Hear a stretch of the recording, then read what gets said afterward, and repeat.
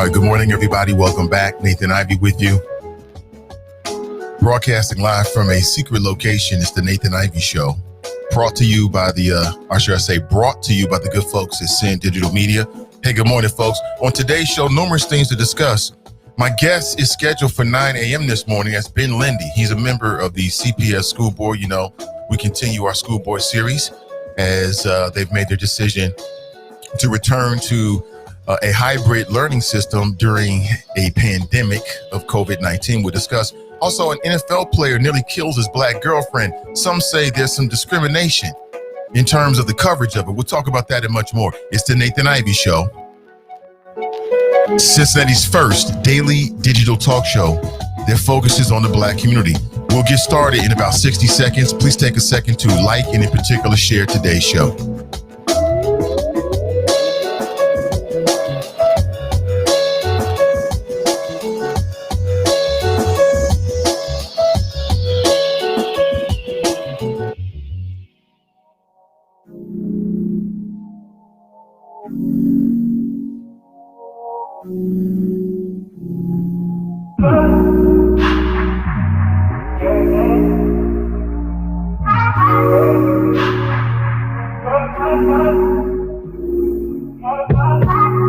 Told you so extra, but I know I'm the same.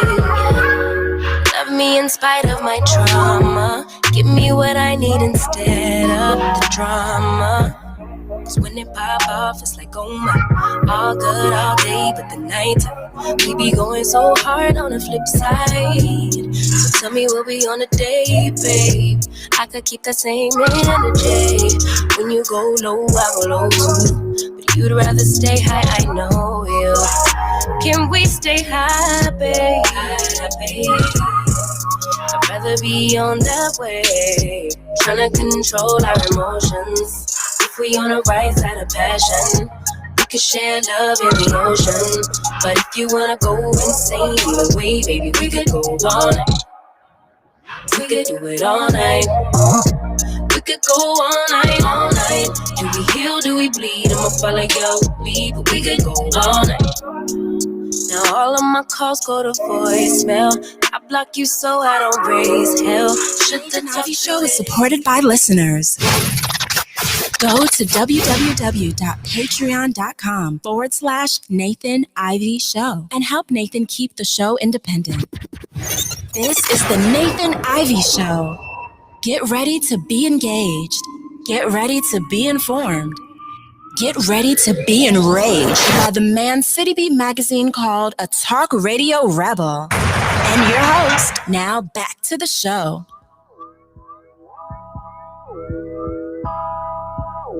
We're going to switch up the intro just a little bit, family. It's a Friday. Everyone is feeling good. It's great to be alive. And as always, my pleasure and privilege to be with you. Good morning. How have the last 24 hours been treating you, family? Hopefully well. Good morning again. I love doing the morning show. I love getting up early in the morning, saying good morning to everybody. It's one of my hidden faves about the show. Plus, I love meeting the choppers. Get to the choppers. It means multiple things. Now, of course, that's a line from I don't know if it was a cult favorite. It was one of my favorites coming up called Predator with Arnold Schwarzenegger and Carl Weathers. It's back when Carl Weathers was super dope in the game. Remember that? Get to the choppers. What we do, you know what I'm saying? We've taken it and made it our own. Good morning to you. It means get to the choppers in terms of reading the choppers comments. It means get to the bag. Get to the choppers. Get to the fucking point. It's got multiple meanings. Feel free to share when you're interacting with the show. 513-873-7134. Good morning to you. And let me give you a heads up. Is It Just Me podcast will not broadcast live today. It takes me a couple minutes for the synapses to start firing correctly. It'll take a few minutes for it to reach the connections, the nerve connections that are connected to my mouth. Hey, good morning to you, Brandon. But she will not be broadcasting live today. She's got some serious family issues going on. She's taking care of business with the fam, and we'll catch up with her real soon. Perhaps next week, we'll catch back up with the Is It Just Me podcast. So keep down in your thoughts and prayers, most definitely. Some of you may have seen that. On Monday, brand new podcast coming. It's called Community Connector with Tiffany Daniel. And I think you're going to like it. She's been doing her podcast for a while. If you're like in certain circles on Facebook, there's so many circles on Facebook in the Cincinnati area. And she talks about wealth building, and she's got a great show planned for you. That's going to be Monday at 12 noon. You hear me talk about it throughout the show, and then throughout the weekend, you see some promos. When you do, please share it. Please share it. We want to lift her up. Good morning to you. 513-873-7134. Again, I'll throw the number out there for folks that might have missed it. And you are in the last honest place in Cincinnati media. Now, today we're going to continue our series in which we've been speaking with all the school board members because they made a very critical decision going back to, was it the 20th or the week before that? And their decision was for the Cincinnati public school system to return to a hybrid learning option. And it's just so many questions that need to be asked and answered. And we've talked with three members of the school board. Yesterday, we talked with Carolyn Jones, who's the school board president, Black female Democrat. And we talked to Ryan Messer, and we talked to white male Democrat. We talked to Mike Morosky. We talked to Pam Bowers. And today we're scheduled to talk with Ben Lindy. I think he's going to give us a Zoom call. So that'd be great. Put him up on the screen. Hopefully I won't have any technical difficulties. I hate it. Y'all don't know. So when the show is over with, I'm like all in my head about it. But, it's like I'm in my head about it because you need to obsess on the details. But at the same time, when you do this kind of thing, you got to have that, you got to have that quarterback mentality where, you throw an interception, you got to get back out there in the next play. You know what I'm saying? So it is what you got to make it happen, Captain. Let's get to it. The show goes on. So good morning to you. Let me see. Where should we start this morning? Let's start with this image here. Ask Ashley, host of Midday Juice, talked about this yesterday, brought it to my attention, quite honestly. I really wasn't paying a lot of attention to it, but an NFL player has now been released by the Seattle Seahawks because the allegation is that he beat his girlfriend. That's his girlfriend there on the right, his black girlfriend. So this is an interracial couple. Some people feel a certain way about that. You do you. And the way the story goes is that she was nearly beaten to death. I've got an image of her face that it was circulating on social media. Have y'all seen this? That's a damn shame. Look at that. I don't know if that's true or not, but that appears to be his girlfriend, whom this psycho beat up and choked her out because she wouldn't bow to him. Now, this is what the story is. Like bow, like you would a sensei or something like that, or in the presence of royalty. You know what I'm saying? Something like that. I mean, bow. So any kind of headline like that's going to catch fire in this new virtual world that we live in. And people have been talking about it. And people even called out some of the sports media like ESPN saying, look, this happened days ago. You guys didn't even report it. You didn't even report it. And again, I can't tell you what ESPN did or did not do. I wasn't monitoring it. It appears that those allegations are true. And then people were like, well, and this is the kind of point that Ashley made yesterday on Midday Juice. You should check it out. Was, when this was Ray Rice, man, it was all over it.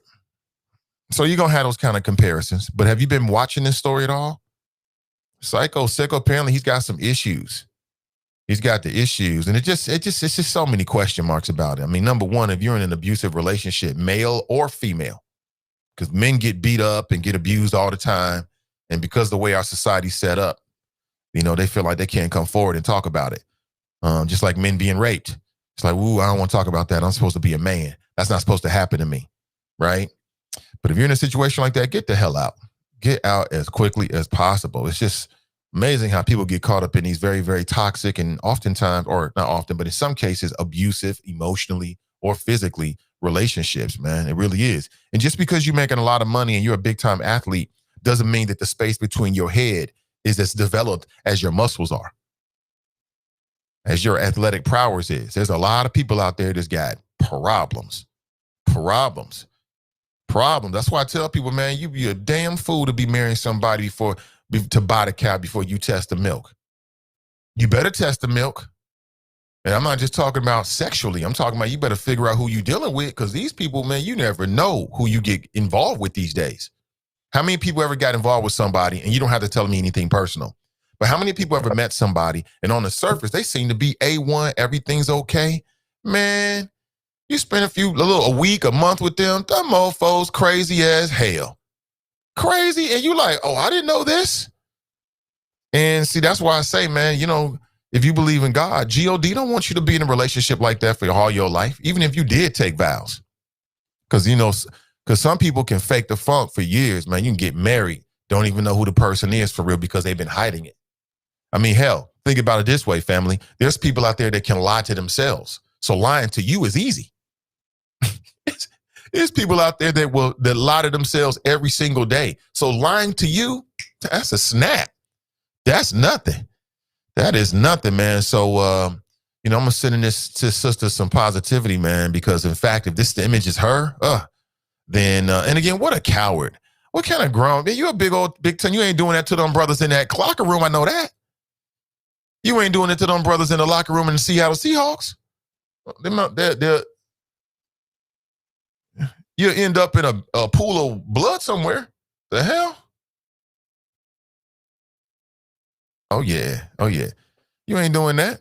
Thank you for that. Appreciate it. Just cowardice, man. I mean, and then you never know. People grow up in abusive relationships. They see other people get abused. They think, oh, this is just what a relationship is. Just a terrible situation. And then with the media, they all caught up with Tom Brady. You know what I'm saying? They all caught up with Tom Brady. So it's like, they're going to miss some few things because they just have the media. They have some kind of unholy obsession, with Tom Brady. Yeah, he's a hell of an athlete. And it's going to make for a hell of a Super Bowl for those that watch it. But come on now. Some people are going to watch it just because the Weeknd is going to do the halftime. That should be dope. Weeknd, as long as he take them damn bandages off his face. Last time I saw him do a live performance on SNL, I'm like, what's up with the bandages, bruh? It was close to Halloween, so I just chalked it up to that. But good morning to you. Pat writes, good morning. Good morning, Pat. We need some good morning music. Here we go. Let's do this. Brenda writes, happy Friday. Glenn writes, morning, Nathan, the Choppers, TGIF. Ashley writes, good morning, Nathan and the Choppers. Happy Friday. Baby Chopper's first week of preschool is in the books. Wow. She big girl now, huh? On big time in it. She big time in it, Ashley? In the preschool? What? Ain't nobody said, y'all ain't gonna be able to say nothing to her. No, she gonna have it all figured out soon. She gonna have it all figured out. Oh man. Just last night I had some great family time. The wifey was asleep. She's doing what she do. She working hard. She working hard out there for the family and building up her own business. And I love that Black excellence. See, the role that I took and the way that I approach marriage is that, what's the use of being with somebody if you ain't trying to help them be the best they can possibly be? You know what I'm saying? What I told the wifey before we had any children, we first got married is, look, your job, you ain't got to cook for me. You ain't got to clean for me. You don't have to, I got all of that. You know what I'm saying? That's the Virgo in me. I like to take care of me. Chairman Mom, she developed a self-contained, self-reliant older son. So I got that. All you got to go do is go find your spark. Go find out who you are and what you want to do. And anywhere you go in the world, I'm with you. We move into Alaska, then we move into Alaska. If that's what we got to do for you to, find out who you are. Because just because you're an adult don't mean you know who you are. Doesn't mean you know what you want to do with your life. That's trial and error, right? That's meditation. That's quiet time. Shout out to Dr. Nancy Spence. That's where I learned it, man. University of Cincinnati. I'll never forget it. Took a course called Life, and it changed my life, changed my perspective on what life really is. So that's what the deal is. The wifey's doing her thing. So she was asleep last night. So me and my son and daughter was in her room, and she's got the typical teenager's room, right? She got lights around that she plays when she listens to music. She vibing. You know what I'm saying? One thing about Medium Buddha, she be straight in a vibe, just chilling, right? Got 2 screens up, music going. She got her playlist. I'm like, word. So me and my son, we were in her room chilling. Everybody was like doing their thing. She and I were listening to music. You know what I'm saying? Going back and forth. We had a real vibe last night. It was good times. It's cold outside, snowy. It's a perfect time for vibing with the family. It's nothing like it. And now I get to vibe with you. You know what I'm saying? Now I get to vibe with you. It's beautiful. So yeah, at 9 a.m. this morning, we're scheduled to speak with Ben Lindy. Ben Lindy is the newest member of the school board, I believe. And we'll get his thoughts on his time now on the school board. I think he's been on the school board for what? I don't know. A year? Am I wrong about that? Somewhere around about a year and a half? No, about a year, a little bit more than a year. I think it was. I think it's in December when those terms end. So he was voted in 2019. And then, so it's 2021. Yeah, it's about a year and a month or two. So it'll be interesting to get his thoughts on what that's like and why he made his decision. That's an ongoing series. That's not everything we talk about here on the show, obviously, but that's an ongoing series. Like I said, I'm more than just a political animal. This show will never just be about politics. It'll be about people, politics, and pleasure. And who doesn't like pleasure? Raise your hand if you don't like pleasure. If you raise your hand and you say you don't like pleasure, you are lying. All human beings, I don't care who you are, we all like pleasure. Do me a favor, fam, and take a second and like, and in particular, share today's show. I'll say it again. When you share the show, more people see it, quite frankly. More people see it. How are you? Hope you're doing well. Hope you're doing well. I'm doing excellent. Yes. How many people are going to chill today? I want you just to chill all weekend. I want you just to recharge whenever you can. Now, you got to work today. Listen, I'm trying to send you some vibes. I want to send you some vibes so you can do what you got to do, come back home to your family or get back to some leisure time. You know what I'm saying? What's the use of working if you don't have no damn leisure time? You must have leisure time, right? It means everything. Many of you are what? Head of households, entrepreneurs, you know what I'm saying? Hustlers, big thinkers, deep in the community. You know, you're leaders. So you need that rest time to recharge. Sometimes leadership thinks that, I got to keep going for everybody. Man, please. An empty cup. Well, how's it go? You can't pour anything from an empty cup. So make sure you pour into yourself. It's very, very important that you take care of yourself. It's also very, very important that I tell you about our sponsor this morning, Otis Wellburn Jr. Realtor. teamwellburn@gmail.com. That is their email address if you're interested. And then listen, if you're looking for a dream home, then I would recommend that you hit up Otis and his team this morning. We'll be right back right after this promo. It's that well-born experience. It's that well-born experience. The well-born experience. Experience. Experience. It's that well-born experience. The well-born experience. The well-born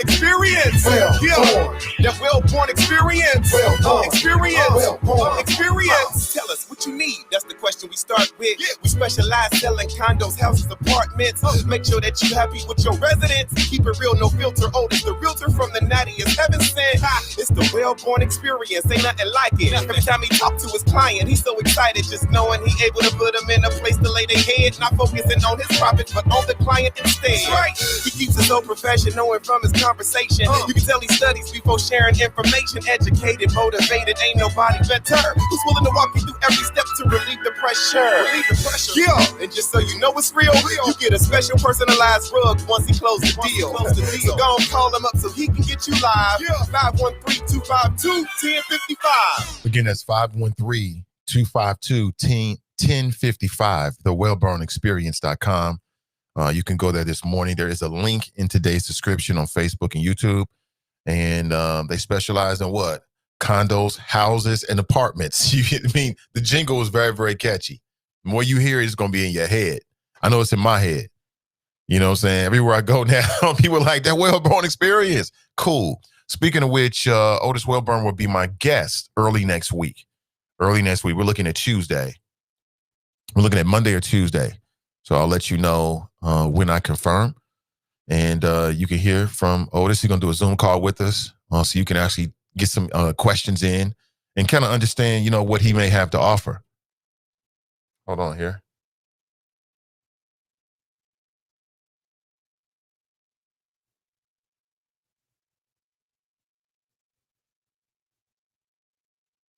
Okay. Somebody just sent me something. Not sure what this is. Hold on. Oh.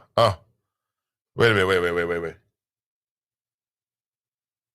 Oh, sorry about that.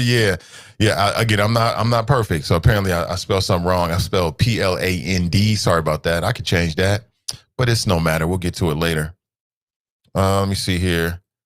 Let me change it on the fly here. I appreciate it. See, I'm not infallible, but the flow is superlative nonetheless. All right, there it is. Appreciate that. Let me see. See, that's how you know people care about you. I appreciate it. All right, we got that taken care of. So again, Otis Wilburn Jr. will be with us. Let me double check. I think we set up for Monday at 9 a.m. Monday at 9 a.m. So you can hear from Otis, talk about, maybe ask him questions about what he has to offer specifically, and just get a sense of the man behind the jingle, the brand behind the jingle. That'll be interesting. That's next week. All right, 513-873-7134. If you like to share your thoughts, I am here to receive it this morning. It's a Friday, so let's open it up a little bit. You might have some things that's like on your radar screen that you like to discuss this morning. Yeah. So there we go. PLAN as opposed to PLAND, right? What the hell am I thinking? Appreciate you. Yep. So we got it together now. Thank you so much. I need a proofreader for the show. Fully admit it. Let me see. Ashley writes, good morning.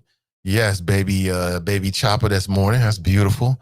Tracy writes, hi. Ray writes, here. Sharp writes, TGIF, Nate and the Choppers. Tracy writes, it's a miracle. We are no longer in the purple. Curfew has been extended. Teachers are being vaccinated. Kids will be back. But the governor had nothing to do with any of it. Yeah, okay. Okay, we're no longer in the purple? Okay, that's beautiful. That is beautiful. And people are being vaccinated. That's a beautiful thing. The curfew's been extended by 11. I think it's 11 right now. It was 10 p.m. Now it's 11 p.m. For you live in Cincinnati, I don't do the weatherman thing, but just to give you some information you can use, the forecast is that the winter storm could bring between 1 and 3 inches of snow this week. Okay, great. Just got a message from Ben Lindy. He just wants to confirm that we're on this morning. Oh, absolutely. Absolutely, Ben. There it is. Make sure I just sent him the link so he can Zoom us this morning at 9 a.m. So the weekend forecast is between 1 and 3 inches of snow. And you know what that means, right? You know what that means?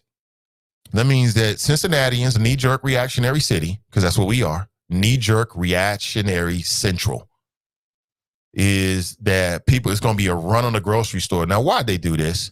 I think that the local media is in cahoots with the grocery stores here. Here's the first sentence. It might really be time to grab essentials from the grocery store because more snow is coming to greater Cincinnati. So you know what's going to happen now. So it's going to be a run on the grocery store. Everybody's going to be, the grocery store is going to be packed now.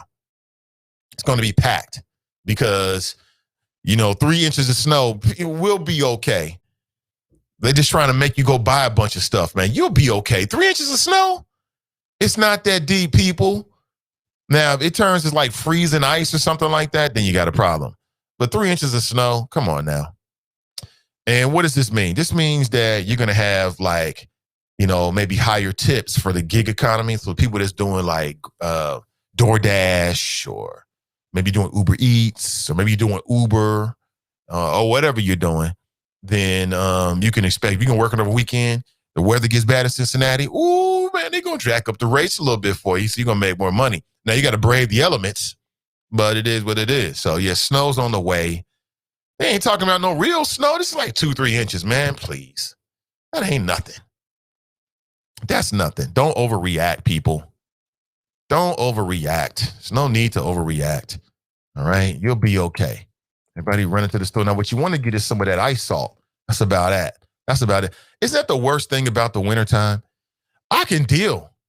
I have no problem with the snow. The snow is natural. What bothers me is all of that salt they put out there. It just stains everything. It stains your car. It stains your shoes. You're walking into your house. You're walking into your dojo. Damn, that's worse than the damn snow. And then sometimes the city just goes overboard with it. It's everywhere. You know what I'm saying? It's everywhere. There's like bigger mountains of the rock ice or the ice salt, should I say, the ice salt, not rock ice. There's bigger piles of that than it is piles of snow. It's like, come on, y'all. Calm down. We'll be all right. You'll be okay. I see Ben Lindy's backstage now. What's up, Ben? Can you hear me? Yeah, I think you can. All right. Well, listen, let's go straight to Ben Lindy this morning and see what's going on. Hey, what's up, Ben? Morning, Nathan. Thanks for having me. How are Good you? morning. Hey, thanks for coming on. I appreciate it. My pleasure. How's everything in your world? It's been a busy week, but it's Friday. Snow is beautiful. Was really delighted to get an invitation to come join your show. So thank you. Listen, I appreciate you responding. Appreciate it. I know you're very busy. So for the folks who, don't know you or don't remember, you are a school board member. Are you the newest school board member? Is that correct? Yeah, I am a new school board member. And if I can just add one thing here, Nathan, I appreciate you covering school board issues. I think it's hard, I think, to get the attention and airtime that I wish our schools got all the time. And I just wanted to say I appreciate what you do. Okay, yeah, most def. So how long have you been on the school board? Just about a year. So I was elected in 2019 in the fall and started in January 19. So I was on the school board for about 2.5 months before COVID hit. Okay. And so then I hit a year just a couple weeks ago. Okay. So what's that like, your rookie year on the school board? What's the experience been like so far? Yeah, it's been different and new. I think it's I think it would have been new under any circumstances, but the fact that it's been during a pandemic has just made that doubly so. So it's, I care a lot about the work. I'm a graduate of Cincinnati Public Schools. My son goes to Cincinnati Public Schools. This is where my wife and I are making our home. And I want my career to be about fighting for a just education for all children, regardless of zip code. So I'm delighted to be there. We have a lot of work to do. So after a year on the school board, what do you think has been the most significant contribution you've made so far? I mean, some of these decisions we've made about what to do during the pandemic have just felt enormously consequential. We had this very tight 4-3 vote in June on what type of learning model to start the school year with. And looking back now, that just seems wild because it's had to evolve so many times. But at the time, there was a big disagreement about whether or not we should have 6 feet of social distancing between kids. And that the safety of students felt incredibly important to me. Safety of teachers felt incredibly important to me.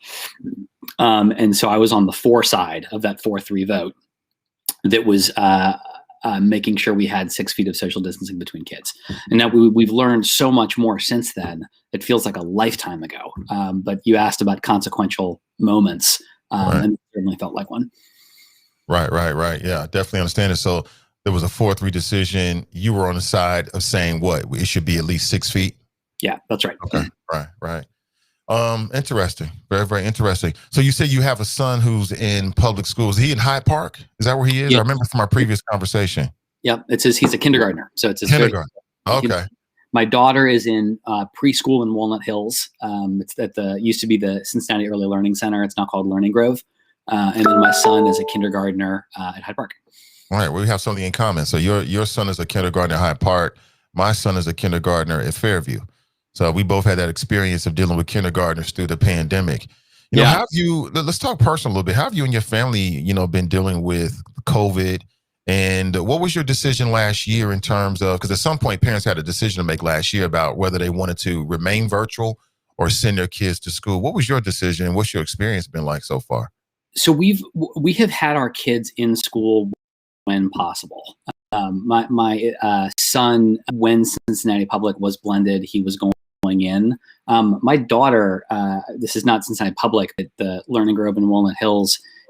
She's been 5-day-a-week preschool. We take her there every morning. My son, who was there up until probably like July, late July, in the spring and summer, they were going to preschool 5 days a week in person.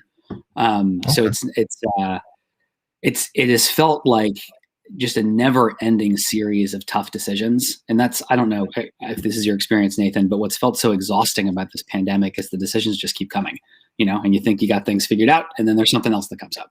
Right. And that's the decision that's felt right for us. We've been happy with it.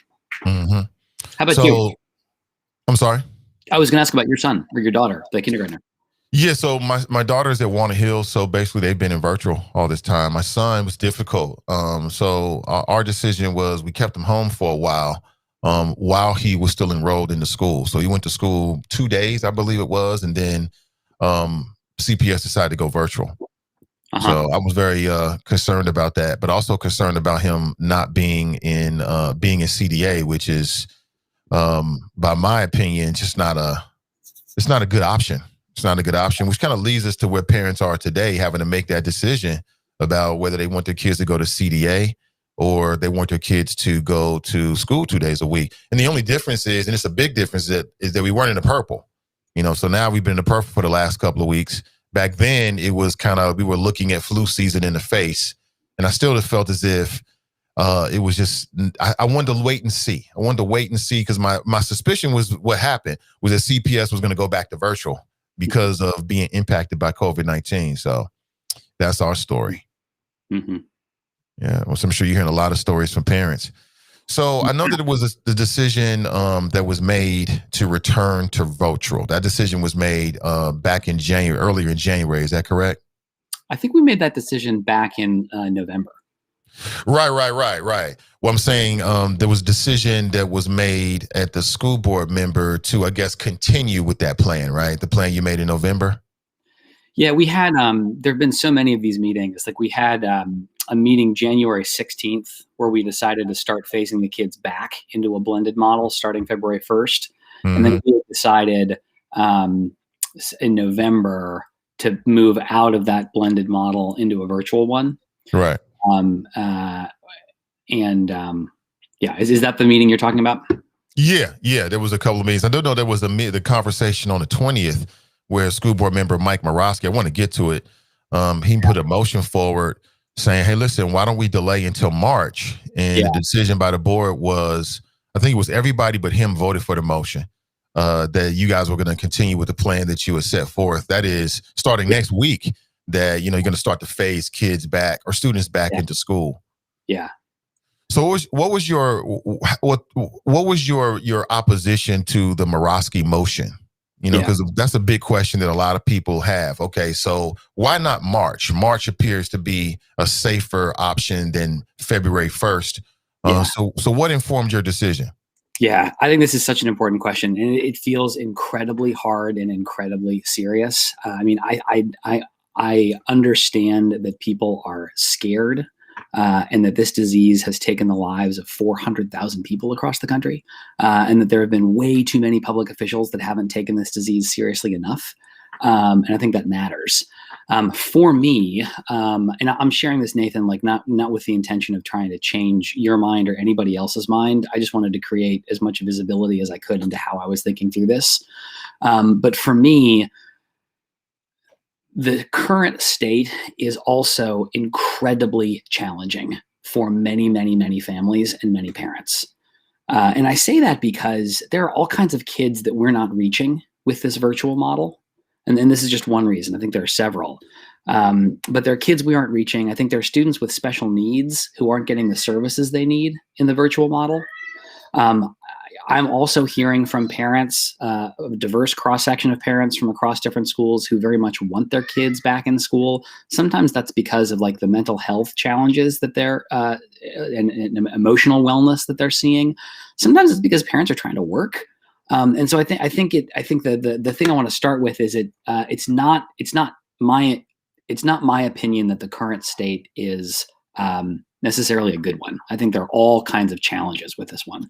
And I think that to have the blended model up and running addresses some of those because we can reach some of the kids we're not reaching. We can deliver special education services that we're not currently delivering. And I think it's safe. And I think I really don't want to ramble too long, Nathan. So if you want to, jump in on any of these things I've said, for sure, please. A couple other thoughts. Okay, if I share them. Oh yeah, absolutely. I just on the I wouldn't want to bring kids back to address all those issues if I didn't feel like it was safe, but I do feel like it's safe. And there are two reasons why. One is I think we've gotten some much better scientific studies than we had earlier in the year. Some of them very recently. There's one in particular from Duke University that looks at schools in North Carolina that I found very very influential, that is showing that our schools, when you take the precautions that CPS is taking, they are safer than being almost anywhere else. And the second reason is, what are other schools doing in Cincinnati?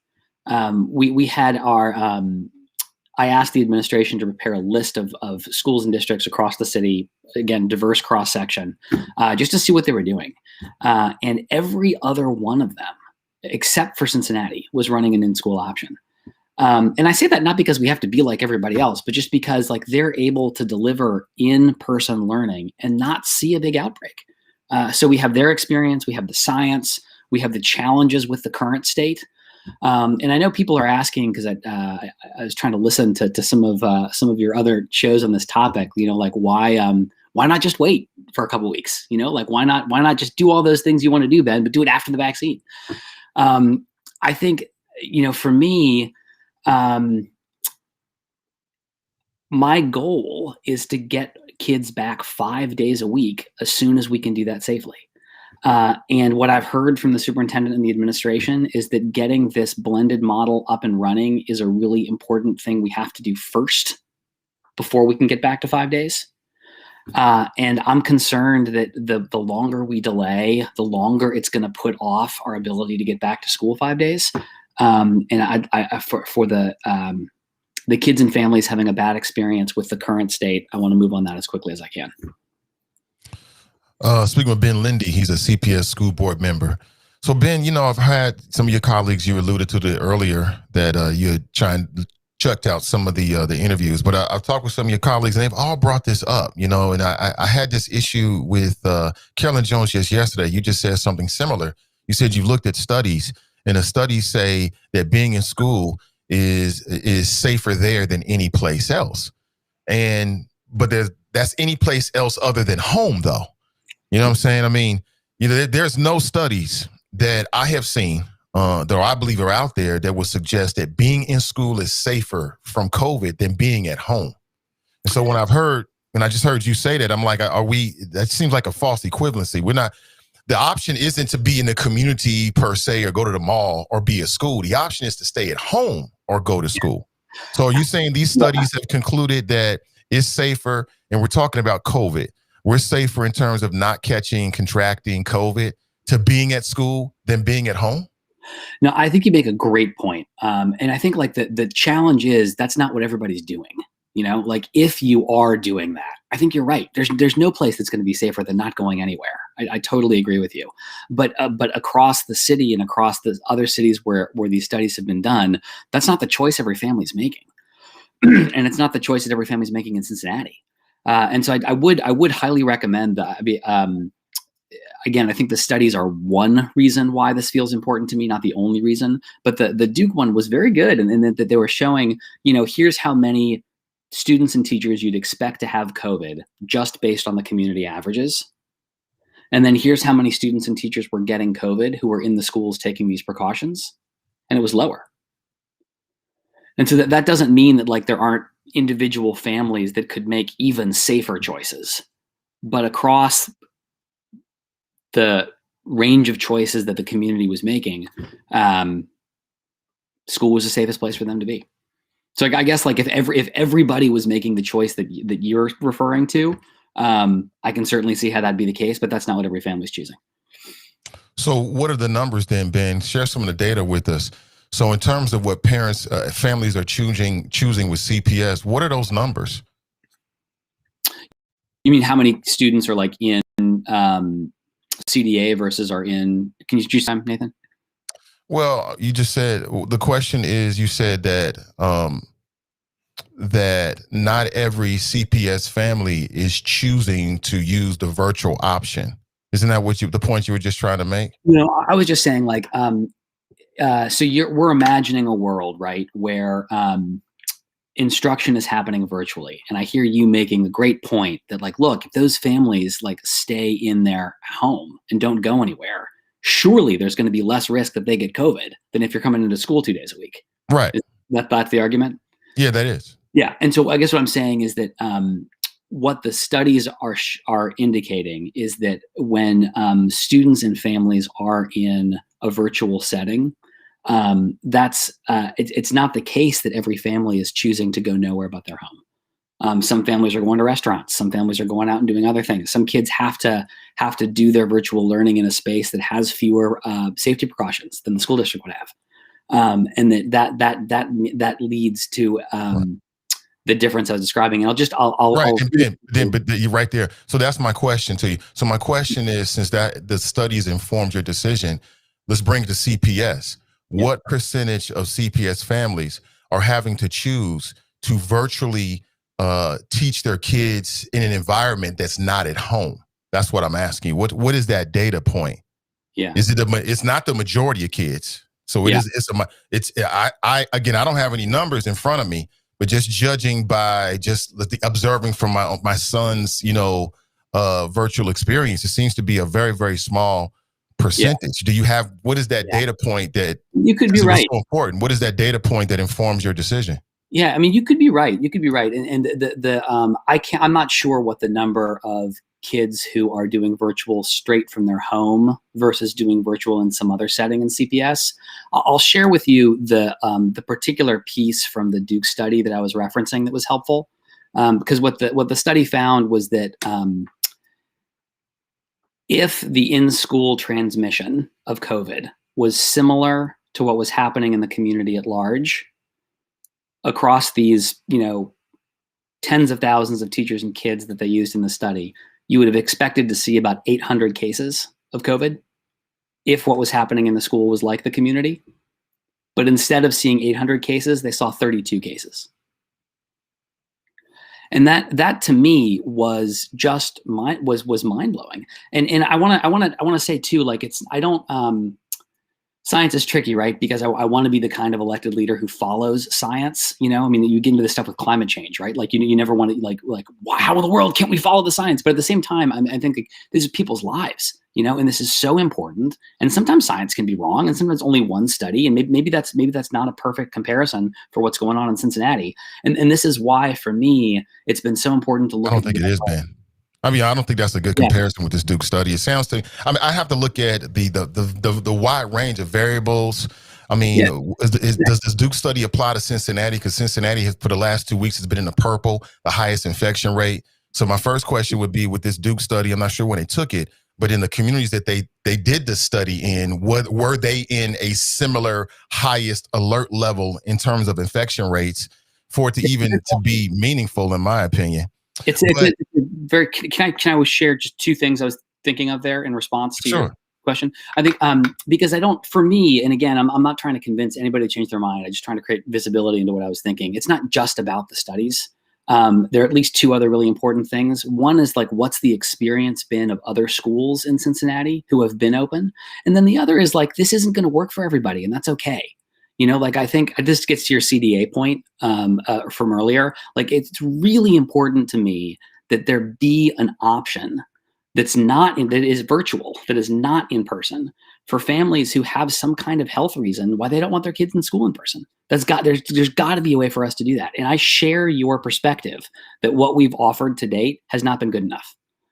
And so one of the things that I did just over the last couple of weeks is talk to the superintendent about this. And I do think that they have some things that will be in place this time that are going to be better than what we've done in the past. I want to manage expectations because they're still not perfect. But I do think that we're going to be able to offer at least some things that are the best we can do, such that families for whom bringing back in person is not the right thing for a health perspective. Like, our job is to, like, we can't write off groups of people. Like, we have to find something that will work for everybody. And that's what we're trying to do. Right. I get you. So you said that, you're a person of science and that you try to look at the science. I was a history major, Nathan. I'm trying my best, but I'm having to learn a lot as we go. Right. Yeah. But I mean, if science is your guide, it leads me to this question, which is, if you're a man of science, if you want to do what's right by the science and also the health of the staff and the students, why did you vote to return to in-person on any level before the teachers who want to be on the front line can get vaccinated?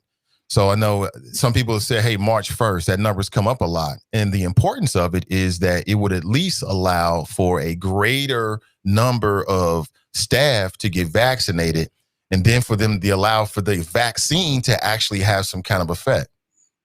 So why did you vote to do that before the teachers got vaccinated? Yeah, I think there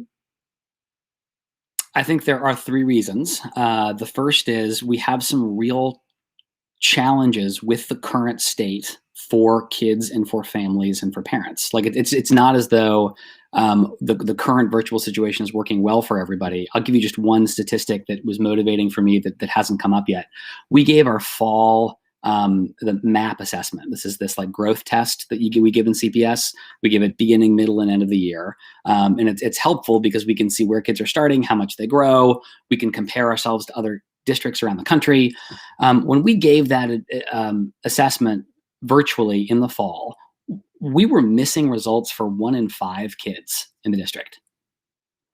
To me, that is a huge number to say that like we can't know for sure that we're really reaching 1 in 5 kids. Now I want to be a little careful about that number because it's not the case that 1 in 5 kids aren't logging on every day. That's not the case. I think our log on rate has been higher than that. But like, what's it mean when 1 in 5 kids aren't taking the beginning of the year diagnostic assessment? And anecdotally, like you hear stories about like kids who are having a really hard time staying engaged and staying focused with the virtual learning. I know that's true for my son sometimes. And so I do think that like in our current virtual state, we're not reaching tons of kids. And I'm particularly worried that that's most impactful for low-income kids. And so there was a story in the New York Times recently about how in Las Vegas, there's double the number of student suicides that there was a year ago. And that people are very concerned about the emotional toll of like an absence of connection to other kids is taking on children. And I bring this up not because we're exactly like Las Vegas or any of that, but just because I think our current state is not good. And then so second reason, like I wouldn't ask us to do this if I didn't think it was safe. But I think we have lots of evidence, both from the science and from what other schools are doing, that this is a safe thing to do. And the third reason is like, yeah, all that can be true, but why not just wait a little longer? For me, this is about like how quickly can we get back to 5 days a week safely? And what the administration has shared with me is that like we have to start with this blended model to get back to 5 days because we got to do one step at a time because of all the safety precautions. And I'm just worried that if we wait until every teacher is vaccinated when we know that we could start it now, that could push our return to getting kids back in real school much longer than it needs to. And again, I would just say, just as with parents and families, there's got to be like a way for people with health conditions to have a different choice. I also deeply believe that for teachers. Well, like if you're a teacher with some kind of underlying health condition, we have to have a plan for you. We can't write off anybody. And so I've talked to the superintendent about this. I believe in the plan she has put in place. And I think we will have some things in place for teachers with health conditions. And that's an important part of why I support this plan. Last thing, I promise I'll stop talking. No, go ahead. If any of these things weren't true, I'll change my vote. I want to be really clear about that. Like if we can't come up with a plan that is at least reasonable for families with health conditions and teachers with health conditions, if we can't do the health precautions in the schools that we need to keep them safe, I will change my vote.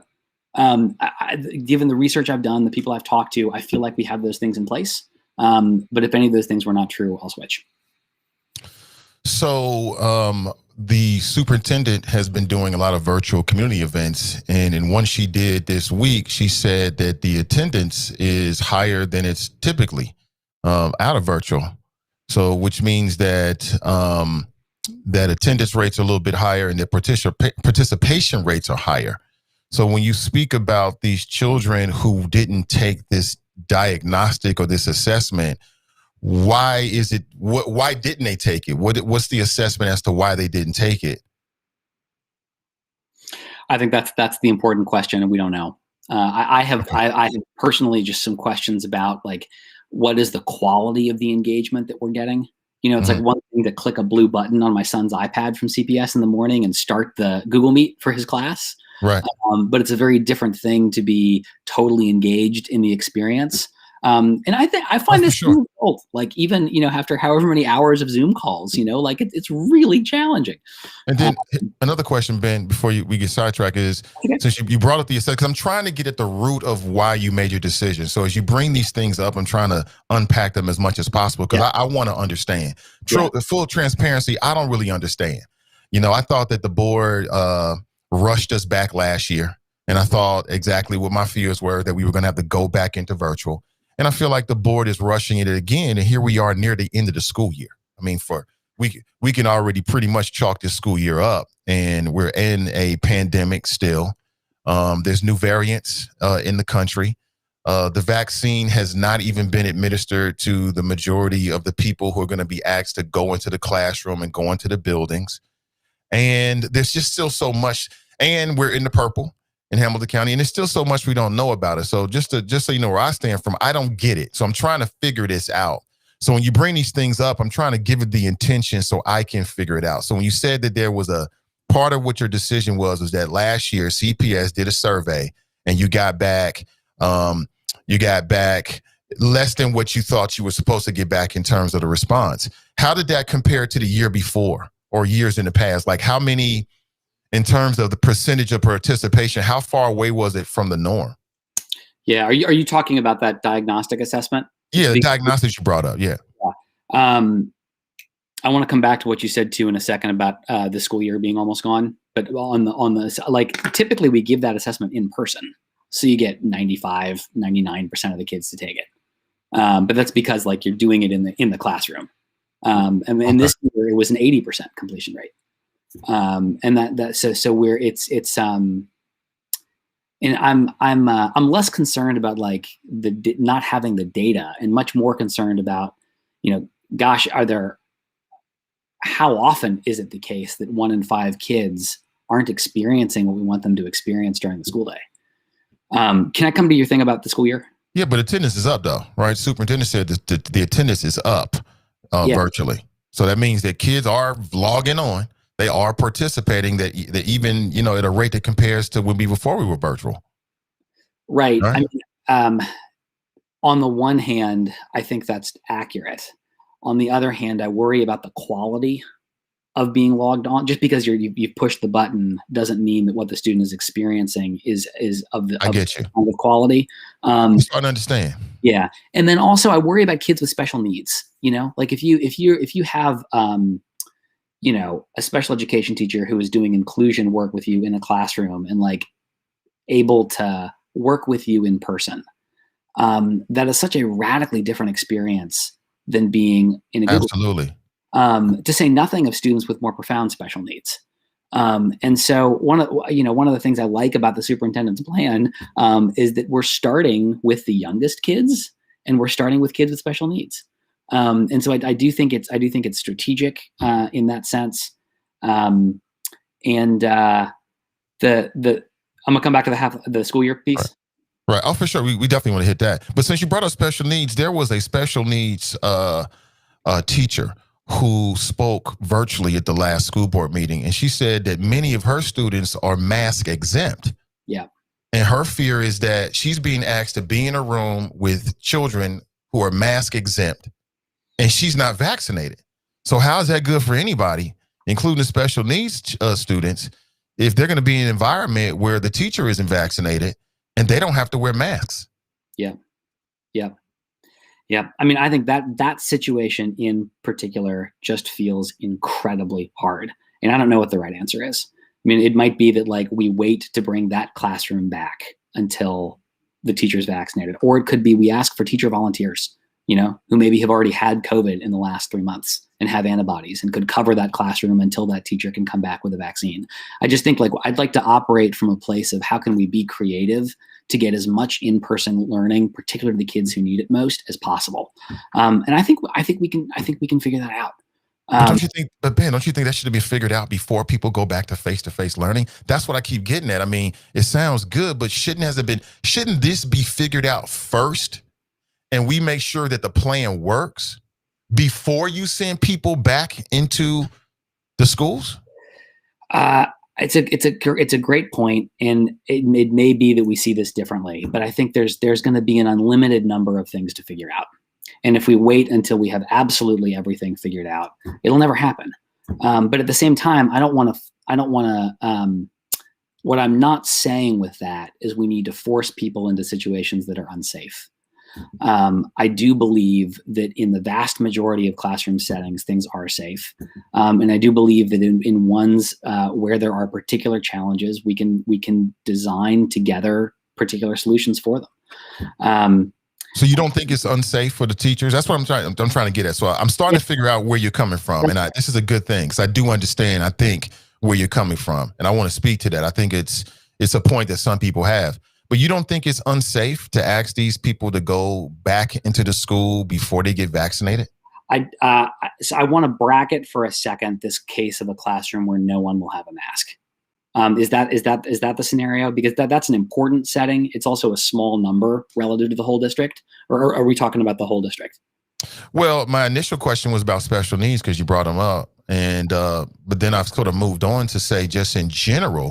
Yeah. You said that you don't want to force people to go back into an unsafe situation, but that's what the teachers are saying. Right, and I think the teachers are saying they're being forced to go into an unsafe situation. And my question is, the teachers are saying that starting in March 1st. So think about what we're talking about, Ben. We're talking about 8 instructional days. We're talking about 8 days because you're only going 2 days a week. We're talking about 8 instructional days. All right. Academically, in some cases, some students are going to be losing a day of instruction. So they're actually losing. And teachers are saying, hey, can you wait 4 weeks or 8 instructional days so we can get vaccinated so we can feel safer? And you don't feel like you're sending them to an unsafe situation, or do you think it's safe for teachers to not get vaccinated? It's a great question. And again, intention is not to convince anybody to change their mind, but just to be clear about where I am on this. I do think that bringing teachers back now is safe. The reason why I say that is both the scientific studies we've been talking about and also the experience of all the other schools and districts that have been open in Cincinnati. And I don't think that means you throw all the safety precautions to the wind. I think we have to be incredibly vigilant about making sure that those safety precautions are followed. And I think that to do otherwise would be to say that even though we know of these very real challenges for kids and for families with the current state, even though we know we could provide something better for them, and even though other schools in our city are already doing that, we're going to choose not to. And so I think I want to be really clear too. Like, it's not that I don't think vaccines are a good thing. I think it's a fabulous thing, and I'd love for them to. It's already started. I hope it moves incredibly quickly. But again, I think my orientation has been like, how can we start getting kids back to 5 days a week in person safely? I think to do that, from what the administration has shared with us, we have to do the blended first. The longer we delay that, the longer we delay getting back in person. And I'll just share too, like, there are other districts around the country that are they're having arguments about, like, well, shouldn't we wait until all the teachers and all the students are vaccinated? And if we do that, we could be looking at 2022. And again, like, if that's what it's to do it safely. That's not what's on the table, though, Ben. It's not to wait to 2022. The options that have been put out there was to start later this year. So, like, start in March, which is 4 weeks away from now, as opposed to starting on February 1st. And what the teachers, and primarily speaking from the teachers' perspective, what I've been hearing from them is, hey, listen, we all want to go back to school. Everybody wants to go back to school 5 days a week, Ben. The reason why we stopped was because of COVID. Yeah. Everybody wants to go back. But the teachers are saying that it's almost like you're gambling with their lives. You know what I'm saying? They feel like you're saying, why take this risk for 8 instructional days when what's to really be gained when there's so many success stories coming from virtual learning right now? Yeah, I understand the argument. I think I just disagree with it. Because I don't think it's gambling with people's lives to say we're going to do what all the other schools and districts we looked at in Cincinnati are doing for children, that's backed up by scientific studies, to combat some of the challenges we're facing with the current state. Like I do think we have a lot of you mentioned the good things that are happening with virtual learning. I think we're also hearing about some incredibly challenging things that are happening with student learning. I would reference the missing 1 in 5 kids on the diagnostic assessment. I'd reference that article on increasing suicide rates. And I think so. Again, I think I hear that argument. I do think I disagree with it. I should have said this at the beginning too, Nathan, but like I can only speak for just me in this conversation. I'm not for every board member or for all of CPS. And that it's so important, I think, for families and for teachers where there are genuine extenuating health conditions, there has to be a good alternative, because I'm not willing to do anything that feels unsafe to me. Okay. So the fact that I think it was 78% of the CFT, they did a survey. They said that they don't feel comfortable coming back. The school, the teacher union president said that she feels it's unsafe. You got, and again, we don't know what that number is in terms of parents because the school board didn't do a survey before they made this decision, which I think would have given you some insights as opposed to going by last year. I know they did a survey last year, but that was last year before we were in the purple. Yeah. You know what I'm saying? Things have changed and the infection rates have gone up. So I would imagine that you would have gotten a difference in the responses if you would have done that survey, let's say in January, and then use that to inform yourself. Yeah. But again, I hear what you're saying. You're saying that you feel like you're safe, but the people who would have to do it are saying they don't feel like you're safe. And it just kind of and you keep talking about these studies that are like other cities. We don't even know what the context is. So that's why I try to keep up on what's happening right here in Cincinnati and Ohio, because I think it's the most relevant. Well, the other thing I got, I'm sorry, go ahead, Ben. Can I ask you a question about this? Sure. I mean, what do you make of the, because I do genuinely try to be somebody who's not like dug in and unwilling to move on positions. Because like if I'm wrong, I'm wrong, and I'll change my stance. But what do you make of the so you hear the teachers who are worried that it's not safe? I mean, the majority of them, yes. Well, what do you do about the fact that all these other schools in Cincinnati are back? Kids are receiving instruction in person. They're not seeing outbreaks within those schools, coupled with the scientific evidence. Like you personally, how do you resolve that? Resolve what exactly? Like, why would it be unsafe in CPS, but it seems to be safe everywhere else? I don't think it seems to be safe everywhere else. I mean, look at Columbus School, right? That's a comparable school district. They've been virtual the whole time. They're only coming back now in February. I guess they've been virtual through this entire time since last year.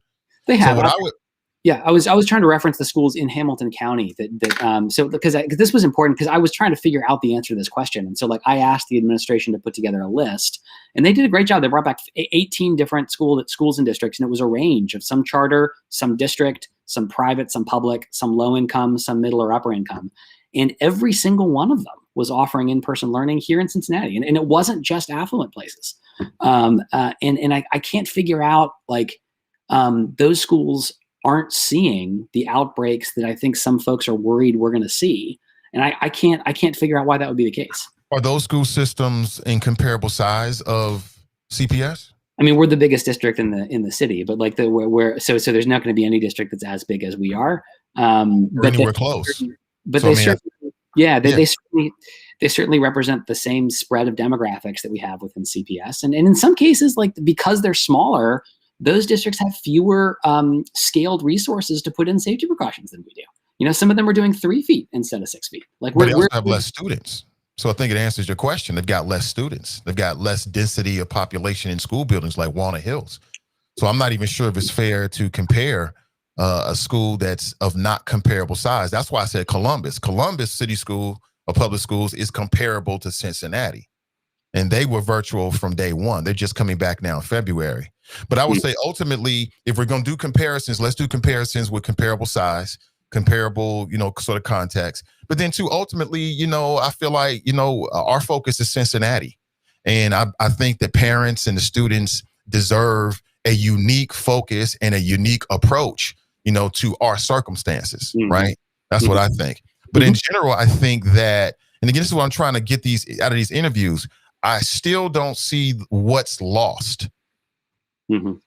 with starting in March and then working out some of the details that it sounds like that have not been worked out. So making sure that teachers have been vaccinated with both doses, making sure that we've explored all options with the CDA. So it can be more equitable and be more of a viable choice. Because right now, for a lot of parents, it doesn't seem like a viable choice. Making sure that you've got a unique plan that's worked out for Walnut Hills, rather than having those kids go back and deal with 3 feet of space, right? Which I don't think is safe. I don't care what the numbers are. I mean, sometimes you got to, go with your gut and go with what your head tells you. And I think 3 feet of space for Walnut Hills is a bad deal. So that's my opinion about it. But what I've gotten from you, Ben, and what I appreciate you being honest with this, is that now I'm starting to understand where you're coming from. See, you're coming from the point of you want the kids back as quickly as possible. Safely. As quickly as we can do safely. Yeah. Okay. You want the kids back as quickly as you can do safely. Okay. And it sounds to me like for you, getting back this school year is a top priority. Is that correct? Yeah, with the same caveat that so long as we can do that safely, that's right. And this goes to the thing you were saying about, is the school year lost or not? Like, we got 4 months of instruction left. It's a 9-month school year. It's almost half, and I think I just worry so much about the gaps in educational opportunity that already existed in Cincinnati. I mean, that's why I ran for school board, is I think every student should have access to an education that gives them real choices for whatever they want to do in their life and career. We had a lot of work to do on that front before COVID. I think this is exacerbating so many of those inequalities. And I want to be really clear. I'm not willing to sacrifice anybody's health to work on that issue. But if we've learned that we can do this well, let's go do it, and let's do it together. And that's where I'm coming from. And again, I totally understand that not everybody's going to agree with me.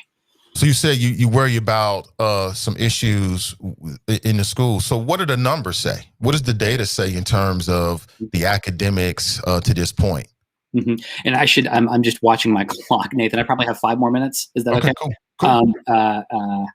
And can you say your question one more time? Yeah, you said you're worried about, people falling behind, essentially. Yeah. Is that correct? So what do the numbers say to this point? Well, this is so important. And it's one of the reasons that those diagnostic tests matter so much. Like what we saw in the results were 2 things. This is that MAP test I was talking about at the beginning of the year. We saw 2 things. One is that according to the results, there really hasn't been much of the slide that you would expect. So on the one hand, that looks like good news, right? On the other hand, we were missing results for 1 in 5 kids. And so, what I'm worried about is that there is increasing loss of learning, particularly for low-income students, that we're not even seeing because we weren't getting the results in the diagnostic. So you're worried about something that you have no data about? I wouldn't say it that way. I would say I'm worried about the large number of kids for whom we have no data. Hold on. I'm trying to wrap this around my head. Yeah. So even though you missed a percentage of the diagnostic, you can still extrapolate, right, what those numbers would be based upon the numbers of the return that you did get. So I'm trying to figure out. So superintendent says attendance is higher than before. There's so many examples of people who are learning right now.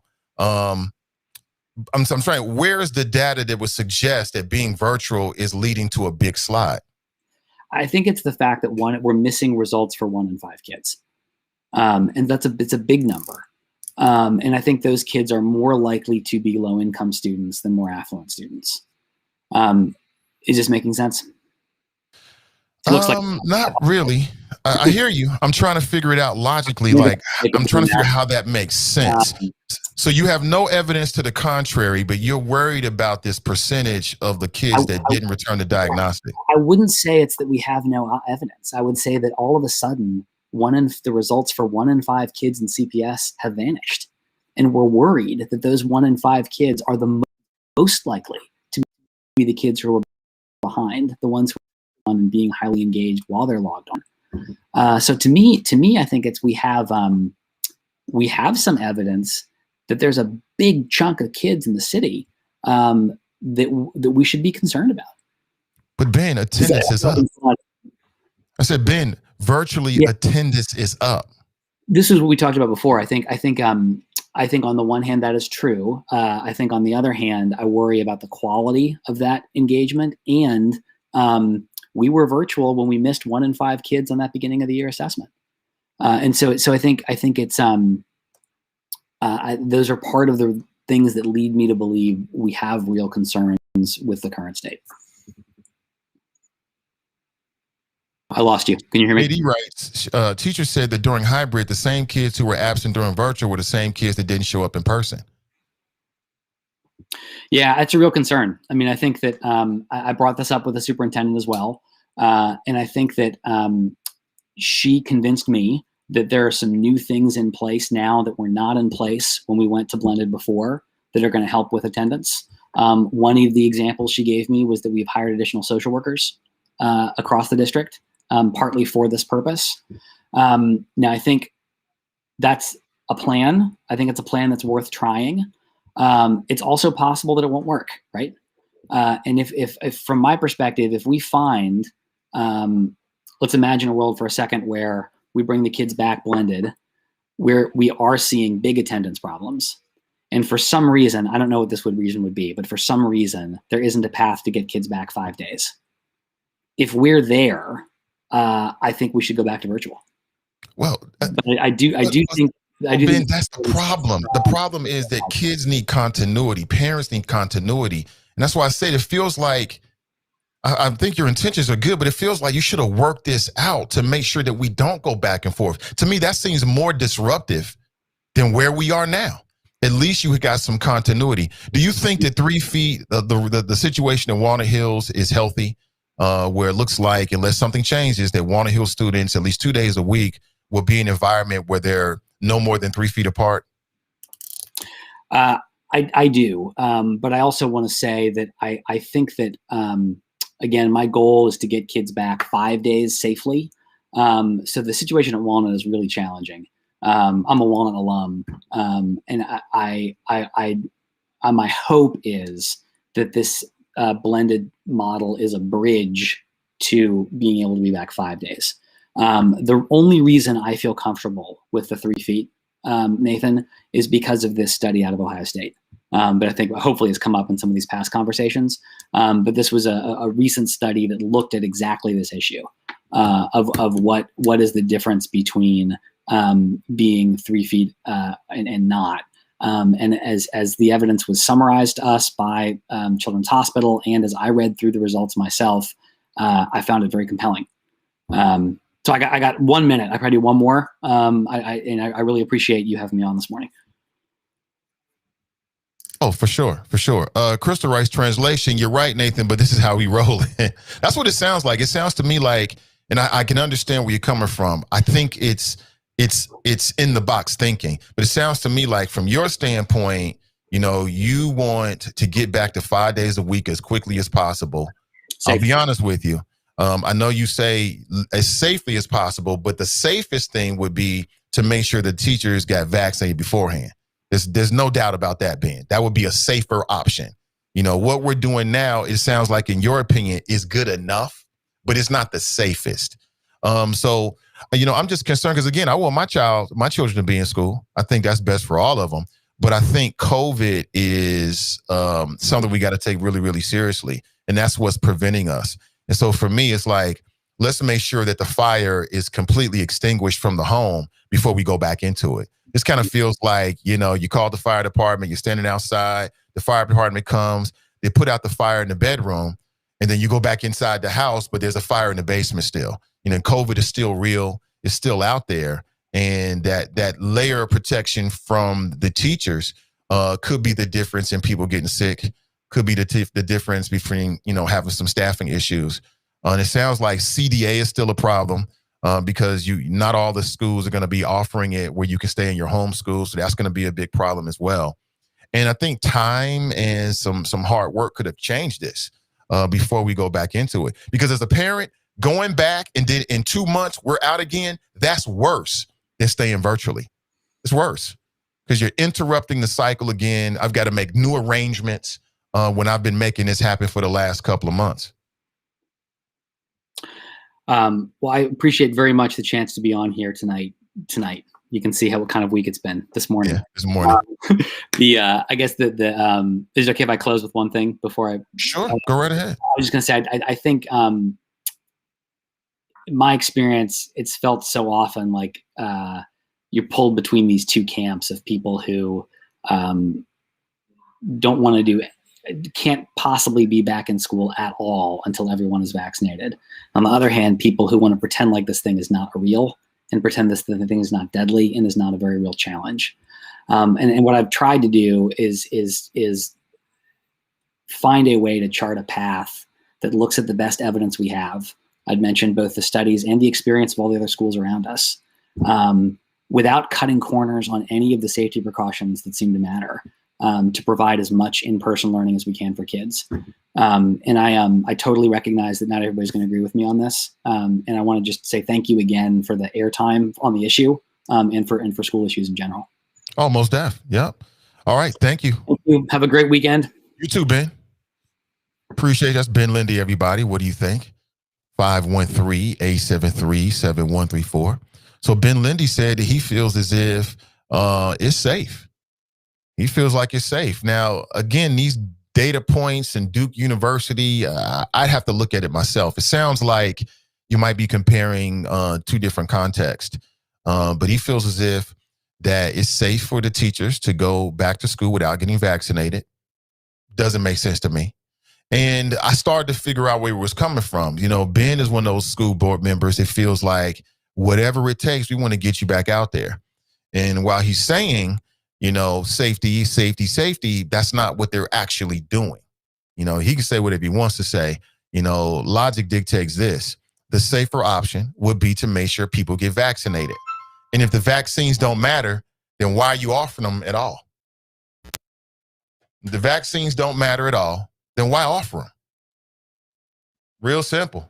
All right, we got a call on the line. Let me go straight to it. Hey, good morning. Welcome to the show. Hi, good morning. Good morning. Hi. My name is Jenny Spring. I am a CPS parent. I used to teach in the district, and I have two kids that go to Dater Montessori. I spent a lot of time yesterday looking through old board meetings, and because I was trying to figure out what the heck is the justification for this push to go back so fast. I mean, people are just mystified. We don't understand. So I spent hours watching old board meetings yesterday. And the study that Ben keeps citing is a preliminary study that was done here in Ohio. Governor DeWine has cited it too. But the problem is the study hasn't been released.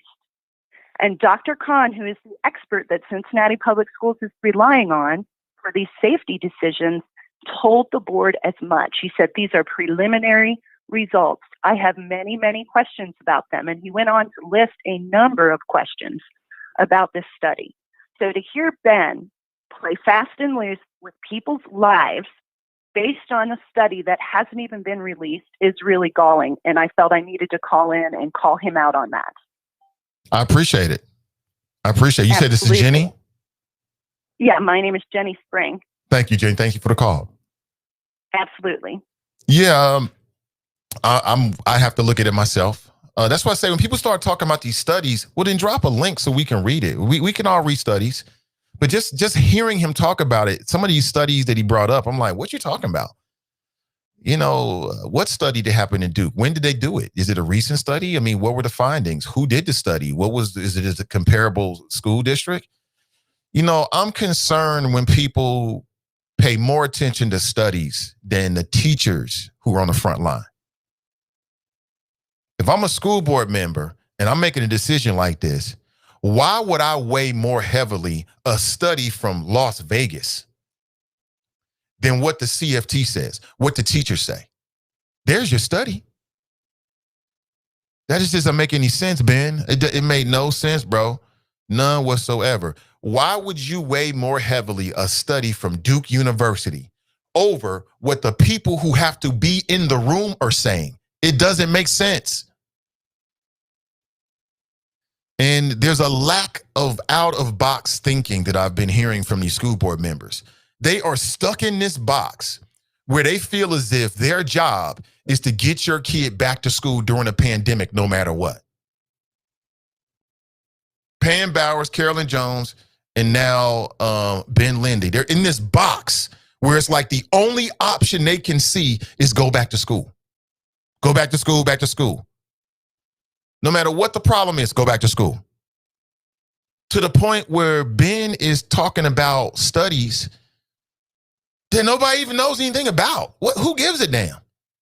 I don't care what these other school districts are doing. All I care about is Cincinnati. Like, you know, when you were running for office, for school board, you didn't tell us that when you made a decision, you was going to look at school districts around them. You said you was going to be unique to Cincinnati. That's what my focus is. So all I care about is Cincinnati. I don't give a damn what nobody's doing. And like I said, look at Columbus. They stay virtual up until February. So their circumstances may be different. But in terms of what their school district did, they said, we're not going to go back and forth. And so that's the other thing. Ben seems like, well, I'm willing to change my mind. Listen, buddy, make a damn decision. Do you not understand how disruptive that is to the parents? It's far more disruptive than just making a decision and sticking with it. Well, I'm willing to go back in a month or two. What? Make the decision and stick. I thought it was a bad decision what they made last year because I felt like they didn't know enough about COVID. I didn't understand last year why CPS school board wanted to push kids back into the school. It didn't make any sense. It was prior to the flu season. We were at the beginning of it. Why make this decision? Think ahead. So, you know, somebody needs to tell the school board that you don't have to force the kids to get back to school this year. Is it difficult for everybody? It's difficult for everybody. See, one thing that I think that all parents, no matter where you are now, all parents agree with one thing. We want our kids to be in school. And we want our kids to be in school every single day, 5 days a week. Every parent wants that. Every parent wants that. But you don't always get what you want. Sometimes Mother Nature is trying to tell you something and we should pay attention to it. But that's where Ben Lindy is. Ben Lindy feels like, you know, my decision is I want to get the kids back as fast as possible. Why? Why? Well, I'm worried about the loss of learning. Okay, so what's the data points on loss of learning? He has no data points. There's no data out there that supports that Ben Lindy was able to give us this morning. None. I kept coming back to it. So what's the data on it? Well, the data is that we did a diagnostic last year and a fifth of the respondents weren't there. We only got 80%. We usually get 99%. Well, you can chalk that up to a couple things. I mean, that doesn't necessarily, that's not the strongest indicator that there's a loss of learning, Ben. That could just be, depending on when you did it, a lot of parents were new to the whole virtual Schoology, you know, getting your kids online. It could have been chalked up to that. I remember when we first started, man, trying to figure out where we need to go and what we need to do and how we need to turn his papers in. It was a little bit of a learning curve. It could have been that. So, Ben, what are the numbers in terms of the academics? Well, we don't have any numbers. Like for me, if you're a school board member and you're going to make a decision because you feel like there's a loss of learning going on, then you should have some data, some evidence, some real world evidence that backs that up. It should be more than just this is what I think and feel when you're dealing with life and death situations, in my opinion. And that's what I heard from Ben. He's like, well, I'm concerned about data loss, especially for low income folks. Okay, so what's loss of learning. Okay, what's the data? Well, the data is that back in November, a fifth of the kids didn't turn in a diagnostic. Okay, and why not?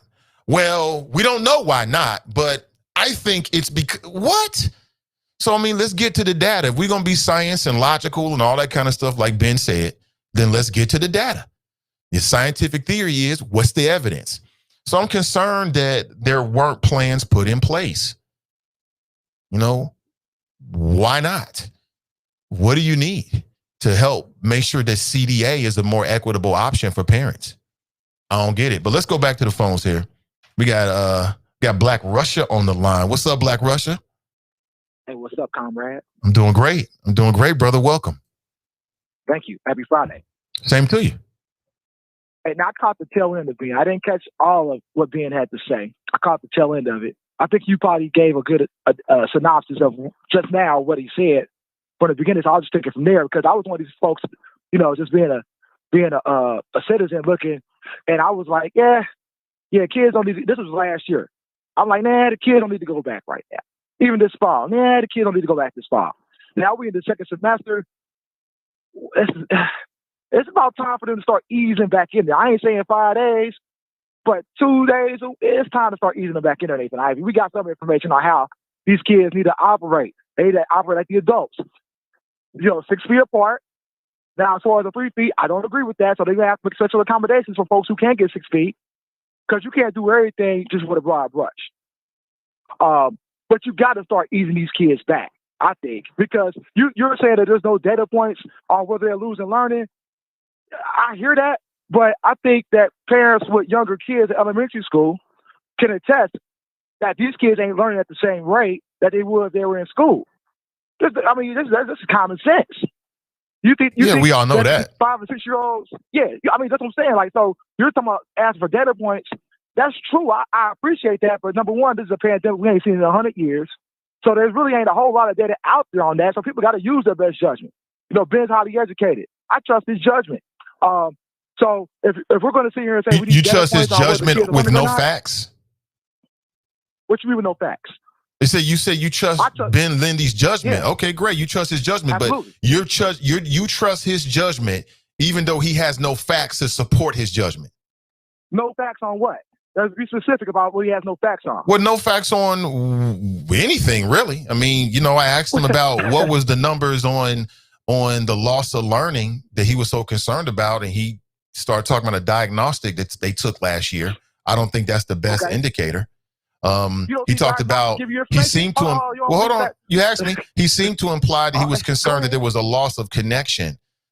But the superintendent said that attendance numbers are comparable than what they were before virtual learning. So I'm trying to get to the bottom of the facts. You know what I'm saying? If he's got some facts, then share with us. From what these are the facts that I know. Okay, that about 15% of kids haven't logged on yet in the whole year for Cincinnati Public in terms of the e-learning. It's about 15%. So if you do 15% out of what we got, 35,000 kids with CPS, that's a lot of kids not logging on. But again, I'm going to go back to the data point because you said that, we have no data on this. I think it's common sense for everybody to know that the younger kids, we're going to exclude the junior high and high school, maybe borderline on junior high, but we know that elementary school kids ain't learning like they're supposed to learn during this pandemic. We don't need no data for that. We just got common sense for that one. So for me, it's kind of like you got to start easing them back. Like you can't just shelter in place for years on years. Like that can't happen. That's not the option. Ain't doing that. Well, it can happen if that's what we need to do. But it's always funny when people say, we can't do this for years and years. Nobody's suggesting that you do. What the teachers are suggesting is that they wait until March. Until the coast is clear. We're going to live with COVID, bro. COVID ain't going nowhere. They got mutations and everything. No, I know. For a little while. I know, but the teachers, Black Russia, are not asking for years and years. They're asking for 28 days. They're asking for a month. So in terms of common sense, and I mean, Ben can have his own opinion, but he can't have his own facts. In terms of common sense, what sense does it make to expose people to a virus that they haven't been, when there's a vaccine that'll be available within a few weeks? Get the vaccine first, then send them back. But the vaccine's 2 parts too, Nathan Ivy. It's not just a one-shot deal. Right. So it might take you 4 weeks, right? Which is perfect because that's what you got in February. It might take you a month. But they ain't got it yet. I'm saying they're going to get the first, from what I read, they're getting the first dose coming up, right? So it'll be first week of February, they start getting dosed up, right? So then a month later, approximately, they'll get the second dose. That's March now. Okay. Now you only got like 2 or 3 months left in the semester to get these kids through. And it's time for them to go back, bro. To get acclimated to going back to school. At least part-time. So wait, let's use common sense. So you telling me it's common sense to expose staff and teachers to the virus before they get the vaccine, and the vaccine will be ready within a month? It's time for them to go back, bro. That is common sense, bro. It's because we know. You didn't answer my question, bro. I just did. I said, yes, it's time for them to go back. Oh, so it's common sense. I want to make sure I understand. So you're telling me, you just said two different things. You said it's time for them to go back. That's separate. I'm asking you, Correct. does it make sense for teachers to be exposed to a virus before they can get the vaccine? And the vaccine's right around the corner? Are they essential or not? Is that your answer? No, I'm putting it back on your lap. Are they essential or not? They want to say they're essential because this is the problem they're having. They say we don't want to go back till we get the vaccination, but they also want to claim they're essential. They want it both ways. So I'm saying to them, you still didn't answer the question. It's time for you to go back to work. You still didn't answer the question, bro. I get it. I'll take that as an answer. Okay, that's common sense to me. It's time for them to start going back, bro. And we're talking about the kids, the little kids too. And I think the science says that these little elementary school kids ain't really spreading it. I ain't really talking about the junior high and the high school kids. I think e-learning can work for them. I'm talking about the elementary kids we know they're not learning at the rate they're supposed to. We know this. Those teachers can go back because we know those kids ain't spreading the virus like that. I'm saying I don't want all 5 days right now either. I'm saying they can go back part-time, but it's time for them to start going.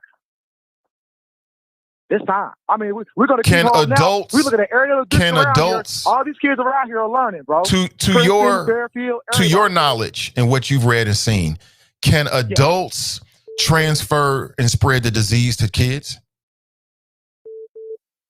I mean, the disease can be transferred amongst people. We just know it's not being spread amongst the kids. But I'm asking you another question. Let's see if you can answer this one. From your knowledge, everything you've read, or your belief system, do you believe that adults can spread COVID to children? Yes. Okay, then. So doesn't it make sense that the adults that will be in the building, the adults that will be in the room, the adults that will be in the lunchroom get the vaccine before they get around kids?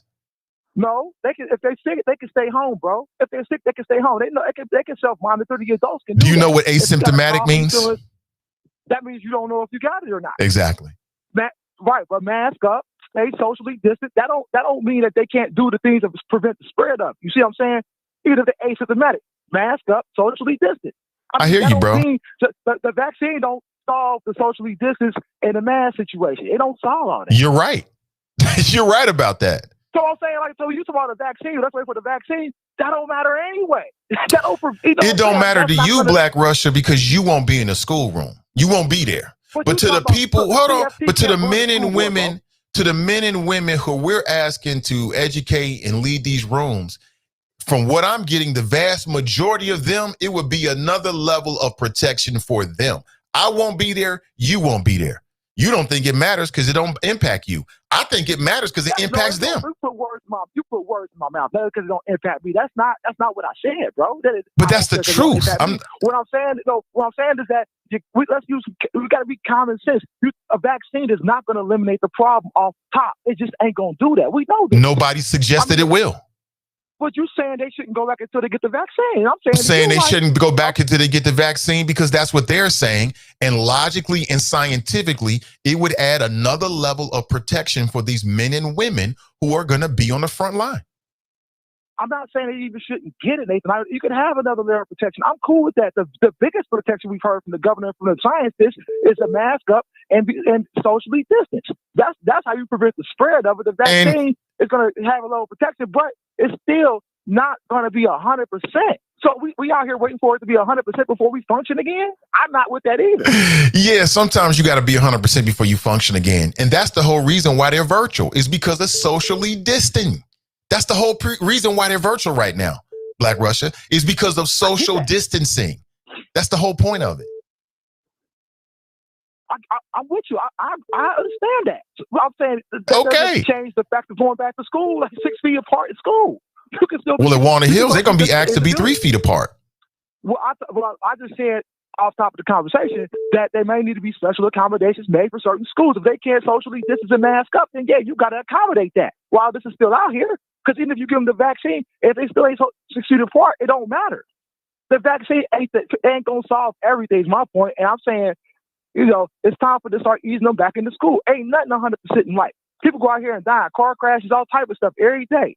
But like shelter in place for years on years, nah, I'm not. Nobody says shelter in place for years on years, but and then the Cincinnati Federation of Teachers, Julie Summers and them, they don't care about the kids. She don't care about the kids. They care about power.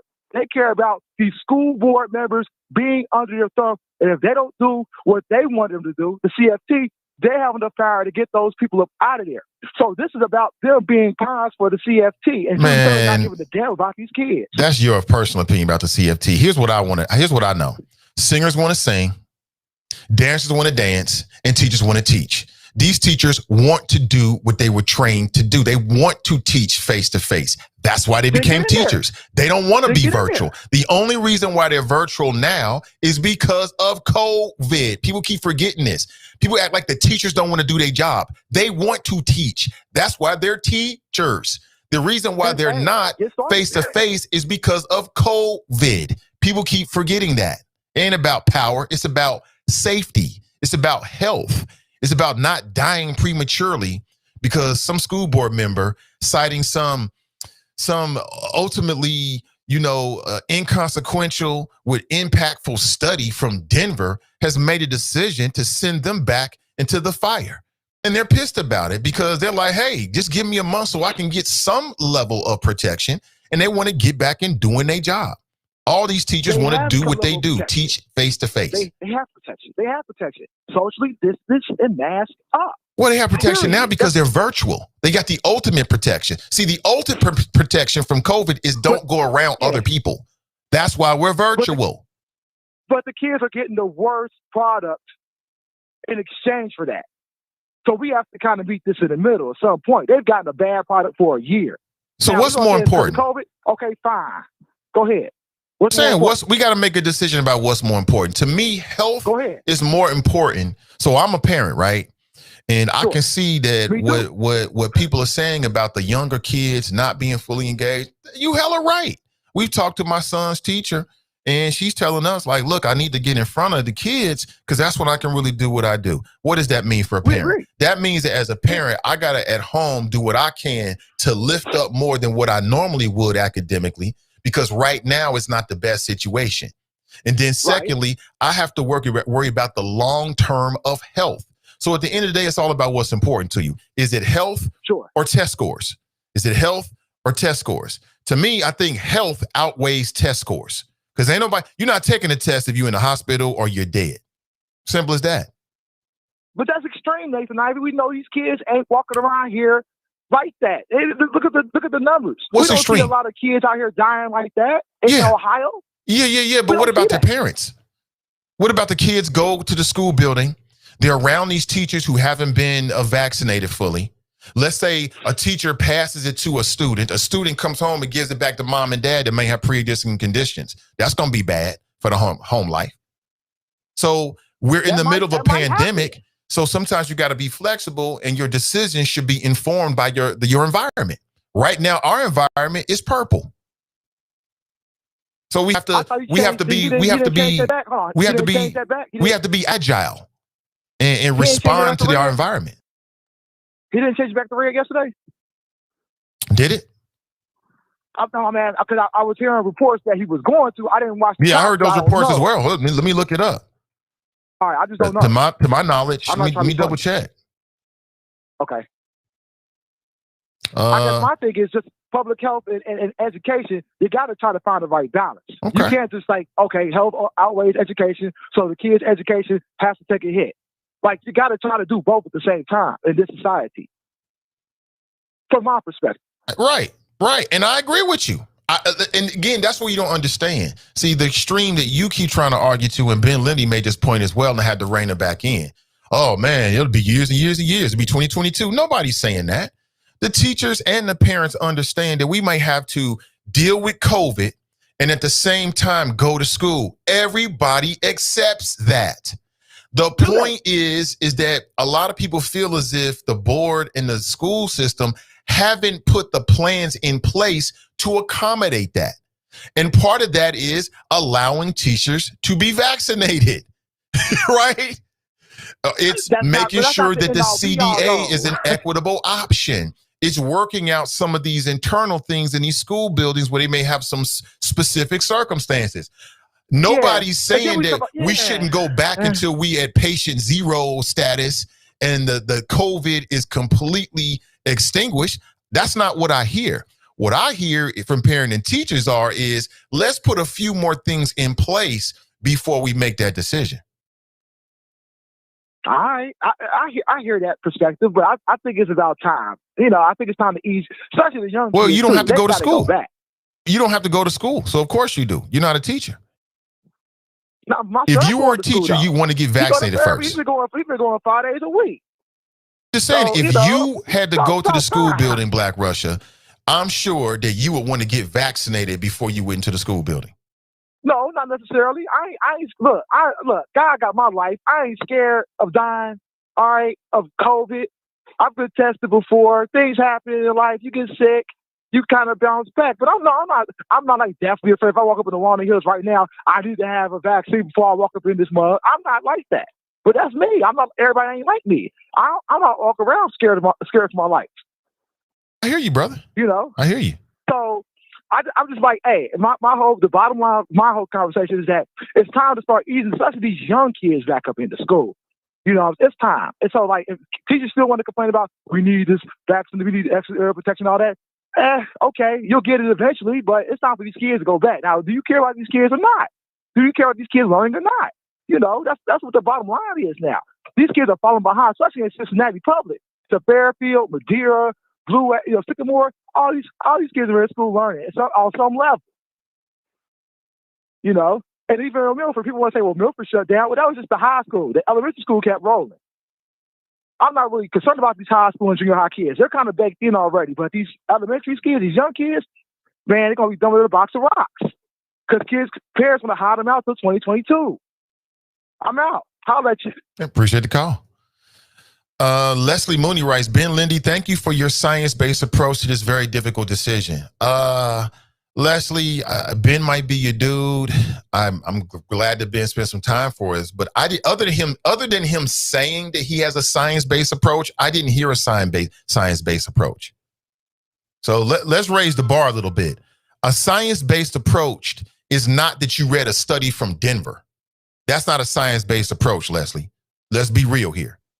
Don't even do that.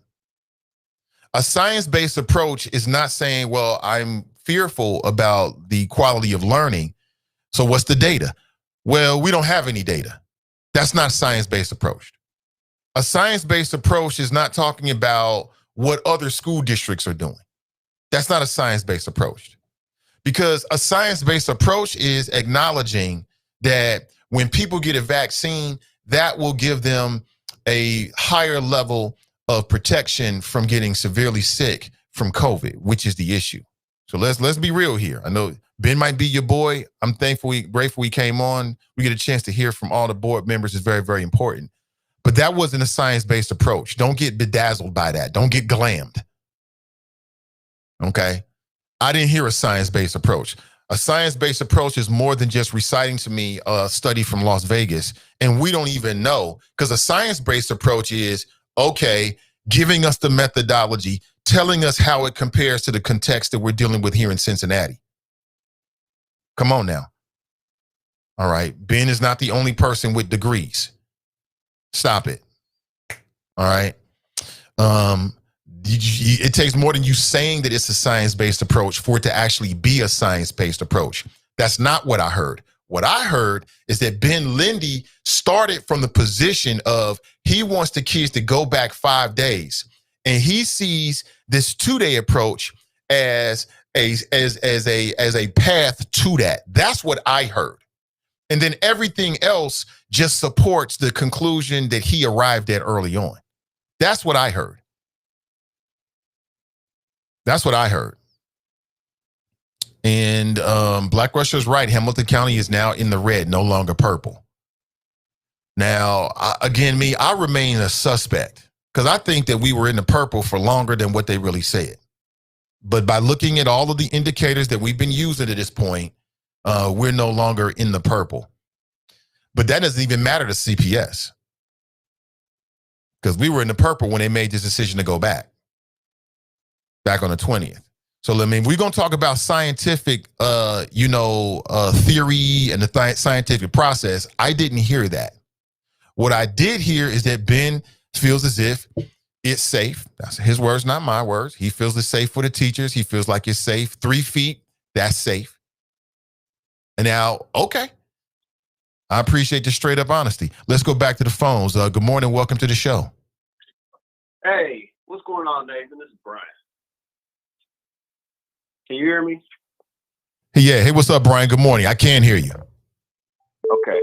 So I've been listening to this discussion all week, and obviously before that. And the method that's being used is you can take it out of a Trump page, which is keep saying things until we just accept it as true. Give vague references. Hello? We're here. Okay, give vague references to science or other things that aren't proven. So the study that we keep referring to was old, was taken a while back. And if you look at the actual report, it's littered with qualifications which scientists make. And as with most of these scientists who actually write out their studies, they say, if this is followed to the letter. Now, what school do you know where little kids are going to be able to follow to the letter these provisions that are laid out to have the optimal conditions so spread doesn't happen when kids are next to each other? So that's the first point about science on this thing. The other thing, you just mentioned that people are like, well, we're not purple anymore, because you mentioned purple a couple of different times. We're red. Well, guess what? Red is still a horrible situation. Red, we shut things down before it was red. So, I think people, and I'm not trying to blame people's personal situations, and I think their personal situations are one of the huge motivating factors of their position about whether you go to school, whether kids should go to school or not the safety of the kids, but the conditions that they're forced to be in from a work point of view, because again, as working people, we're not yet strong enough to mount a industry-wide protest or response to having to go back to work. We're not strong enough to force the government to say, okay, we know this is not safe. You have to make provisions to make sure we stay alive and are healthy, and use the institutions that exist and use the wealth that exists to make sure people are the most protected. We're not in a position or even have the imagination to believe we can do that. So instead, faced with the idea that that's impossible, then we turn in on each other. And then we try to blame individual things. We blame teachers because they don't want to be exposed to death. We say, oh, but our kids need to learn. I keep saying this. If bombs were falling in the United States, people wouldn't be trying to send their kids to school. But we don't treat this like that. And you wonder why in the movies, everybody ends up zombies. You're seeing in real time how our individual situations that we're put in, the rock and the hard place that we're put in, puts us in an impossible situation where we have to choose death. The families who have no option to pay the rent, but to feel like they have to send their kids to school, and thus they have to buy all the trash that they throw out to us for why it's safe. They're put in a rock and a hard place, and they're they're exposed to the possibility of death. You can see the argument as you question your guest today. You went from special needs, then you debunk that. Then they go to the net, well, we're worried about special needs. And you say, okay, well, the fact of the matter is they're going to have a worse go at it once you go live. Oh, well, then it's another thing. It's a moving target. And that's a tactic that they use. And I'm not saying that his intentions aren't right. I'm just saying that hell is paved with those. So people in the room say, well, here's the other thing I want to get to before, because I don't want to abuse time. teachers are not essential workers because going to school is not essential if you're dealing with a life and death situation or the potential of it. And we're made to accept that. The state declared teachers essential, not teachers. Just like a worker at McDonald's is not essential, but they made them go back to work because they don't want to pay them to stay home, which they openly have said. You can follow the trail of that whole debate and discussion under the Trump administration, and it's carrying over so far. But a day or two ago, one of your guests said try to compare hospital workers to teachers. Hospitals are buildings that are designed to mitigate disease spread. Hospital workers are trained to deal with protecting themselves from spread.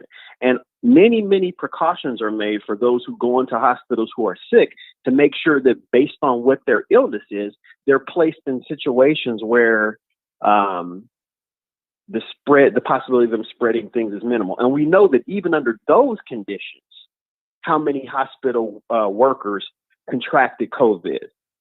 Teachers are not that. Teachers are in buildings that aren't made to mitigate disease. They're among children who don't have the discipline. And then you mentioned the density of the classrooms hasn't changed. The hallway width hasn't changed. People sitting down at lunch tables and eating with their masks off that's going to happen. So it's just like people don't want to admit the fact that all these factors are true, and they act like if I make a wrong decision, I'm going to change my mind. Well, you've already now exposed people and made exponential the possibility for death and harm. So I really think that we run, even in this conversation in the chat, the people who are for going back or who have already had to send their kids back, they may have experiences where their kids aren't infected or whatever. But anybody who's worked in industry, or if you know the history of like coal miners, like bosses will send you into the mine without the equipment you need to detect explosions. They know that you might encounter it. They pray that you don't. I've gone into that situation personally as a miner from years ago, where you go in, you don't have the proper stuff that you need, and you may come out alive. But it doesn't mean that you can't get killed, and it doesn't mean that it's unsafe. It doesn't mean that we should fight to make it as safe as possible. We should be supporting teachers that are saying stay home. We should be supporting them, and we should be supporting each other if we feel like that our jobs aren't safe. We should be supporting each other. Any measure that any group of us takes to stand up against conditions that are being imposed on us, we should support that, not be opposed to it, not hate on it because we can't do it ourselves. That's how I see it. Hey, Brian, real quick, man, you did mining? Yeah. How deep did you go under? Oh, I was as deep as you can go. You know the mines Jim Walters that blew up? I was that deep. Wow. What the hell is that like, bro? Real quick. I know it's completely off subject, but you caught my attention. What is that like to be that deep inside of the earth? It's profound, Nate. You always make this point. You say that humans think that that basically we got it all under control. I'm going to tell you a 2-minute story. I was in the mines one day, and there's this thing you do called rock dusting. You throw this limestone powder on the sides of the walls so that the coal, it minimizes the explosiveness of the coal, and it minimizes methane leaking through the walls. So I'm throwing rock dust, and rock dust is so thick because you lay it so thick. It's like maybe a foot thick on the ground. And so the whole place looks like it's snow, like it's wintertime.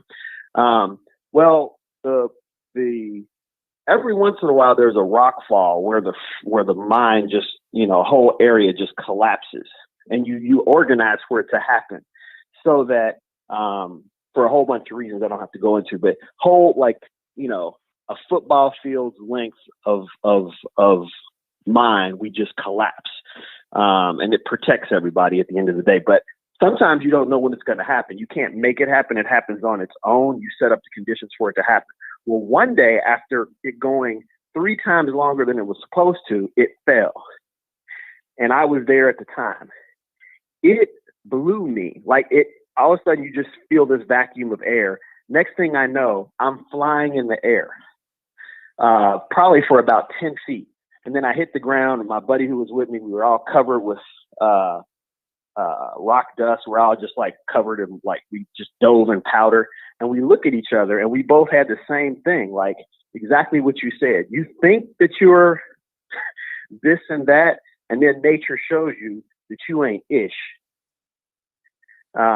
So anyway, that's just one little story, but there's a bunch of them I can tell you about racism and stuff another day. Yeah, it was a valuable experience though. Hey, thanks for the story, man, and thanks for the flows. I appreciate it. Hey, no doubt, man. Hey. Yeah, I can't even imagine. I'd be scared ishless. I ain't gonna lie to you. I've seen some of these coal miner movies, man. Not for me. Not for me. Woo, yeah. I'll say it again. Human beings, we are so arrogant. We are so arrogant. We think we have figured out it all. We feel like we are masters of this universe, and we are not. We are microbes compared to the almighty and the cosmic forces that are really in control. But we think we got it figured out. COVID, oh, there's a study that was done a year ago, right? Oh, well, look, the CDC just said something. We don't know. And I've made this point again. We are living in the last days of common sense, no doubt.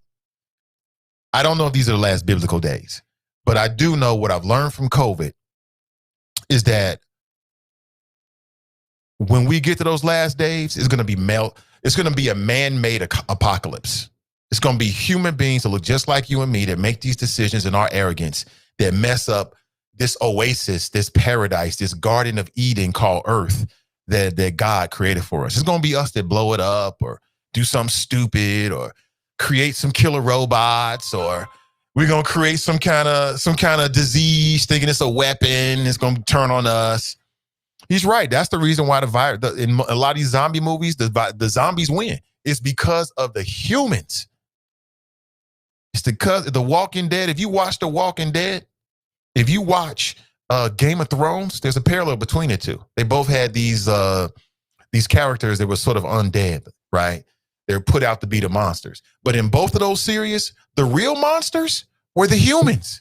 It's the same thing. That's a mirror of life. We are going to F this all up on some dumb-ish, on some, there was a study done in Duke-ish.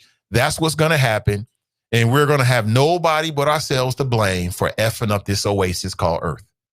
That's all that's going to happen. That's all that's going to happen. We're going to F it all up. We got Brother Drop on the line, and we'll come straight to you. Hey, Drop, hold tight for me, man, because I need to take a quick break. We need to take a very, very quick break. I'd say about maybe a minute and a half, maybe 2 minutes at the very longest. We'll come right back. All right, it's the Nathan Ivey Show. We'll hear a word from our sponsor, and then we'll come right back to the flows. All right, don't go anywhere. It's the Nathan Ivey Show. Please like and share today's show.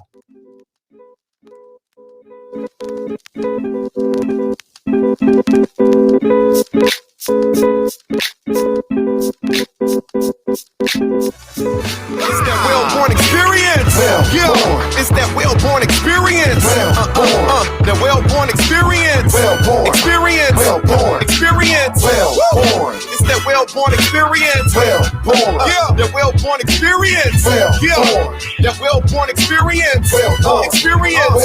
Experience. Tell us what you need. That's the question we start with. We specialize selling condos, houses, apartments. Make sure that you happy with your residence. Keep it real, no filter. Oh, it's the realtor from the nattiest heaven sent.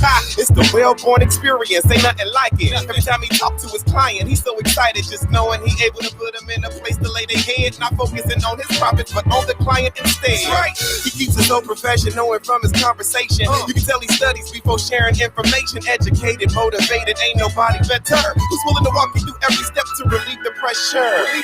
Yeah, and just so you know it's real, you get a special personalized rug once he closes the deal. So go and call him up so he can get you live. 513-252-1055. Again, that's 513-252-1055. Are you looking for a dream home? Are you looking for maybe some rental property, some commercial property? You can start that process today. There's a link in the description on Facebook and YouTube. And when you contact Mr. Wellburn and his team, make sure you let them know that you heard about it on the Nathan Ivey Show. It means everything. And Otis Wellburn will be my guest next week. So you get a chance to hear from the man himself, and he can talk about his services and what he can do for you and your family.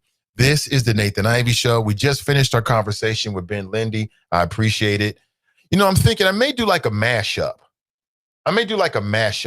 Where I just mash all of these videos we've done and give you some commentary. I'm thinking about doing something, or maybe like a rating system, something that can be useful for our listeners and for folks out there who are struggling to understand why this decision was made. I'll say this again, in my heart, I don't know any board members personally, but in my heart, I feel like all of these people care about our children and they're making a difficult decision. I challenge their logic. I challenge their intentions. And in some cases, I challenge their commitment to public involvement, but this is never personal for me. I'm not here to say anything negative personally about any of these people, okay? As a voter, we got decisions to make. This may or may not be something that matters to you in November. There are some members, 4 members of the school board that will be up for re-election. You got to make your own decision. And I'll say it again, family, because I know how human beings are. A lot of people are upset right now. A lot of people are in their feelings right now. But if nothing bad happens to you and your family, then all will be forgotten. Okay? All right, we're getting a call here from a 375 number. I'm going to put you on hold. Matter of fact, let me go straight to Brother Drop. We got Brother Drop on the line.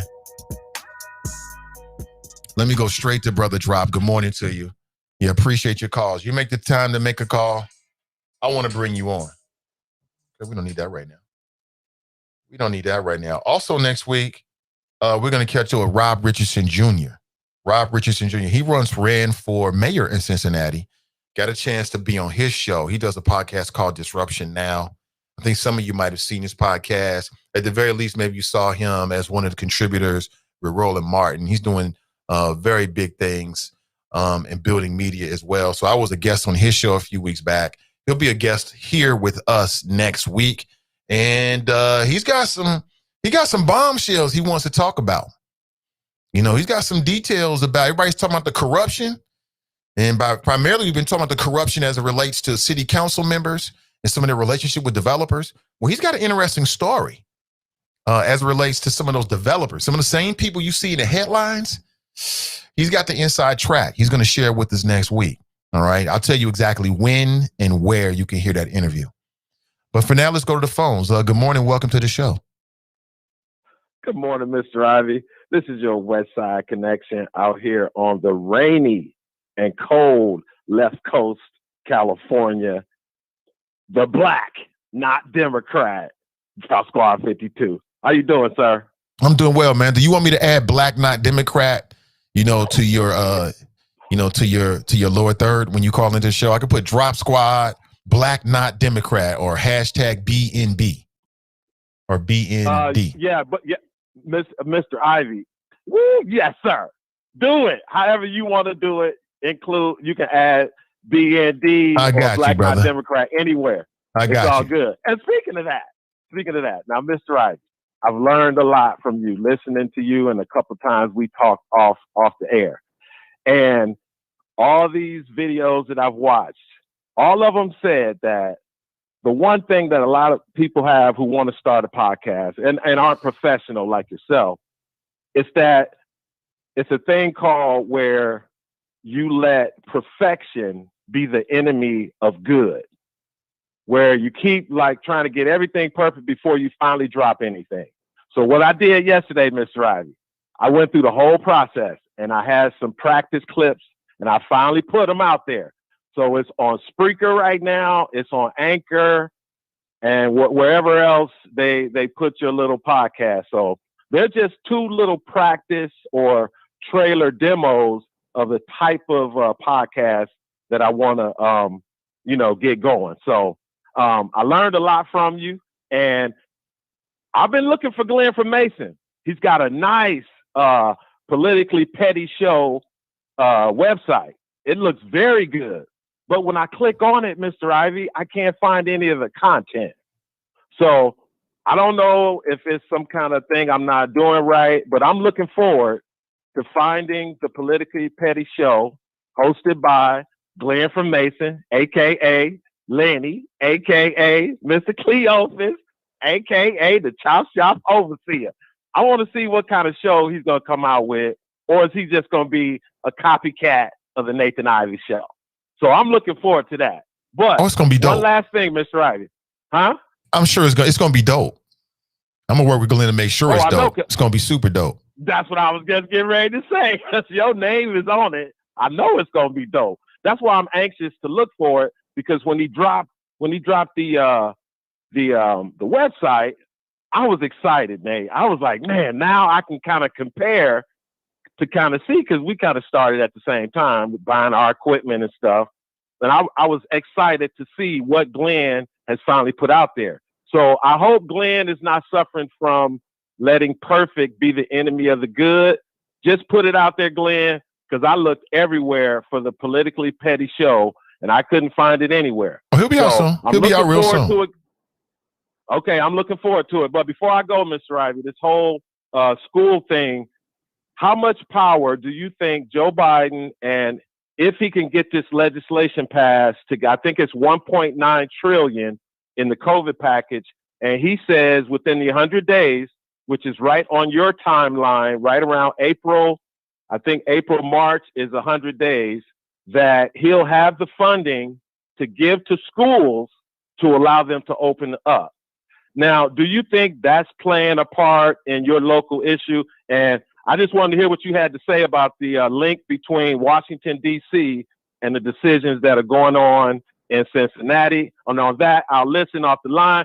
Drop Squad 52, Black Knock Democrat, dropping science to anyone who wants to catch it. Peace. Yeah, I love what he's doing. He said Black Knock Democrat. I'm with you. Hashtag BNB. Okay.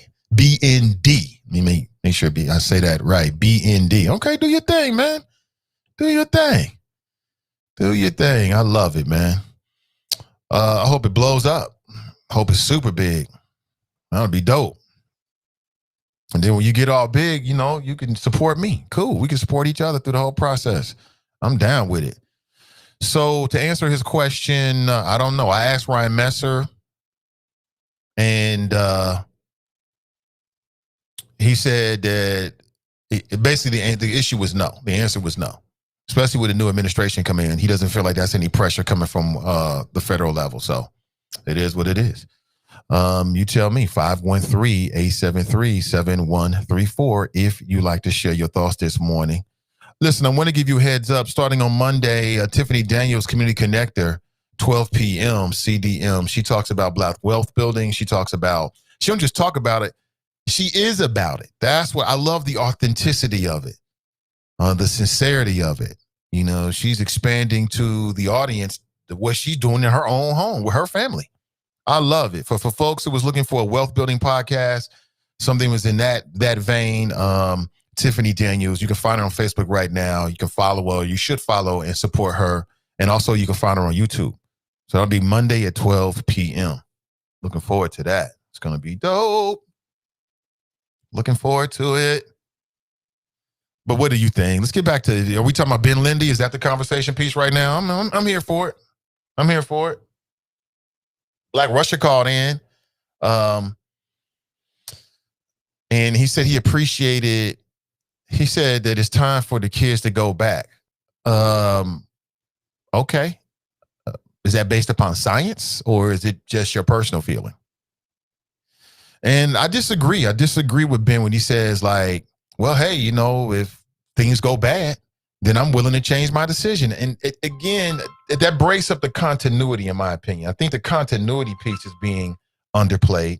I also think that the tremendous things that are happening academically, you got some teachers out there that have been able to pivot and they're successfully educating and connecting with their students, even though it's virtually. And I think that's being underplayed by the school board members. Like all of them sort of played that down. They acknowledged that that's happening, but they all kind of played it down like, nope.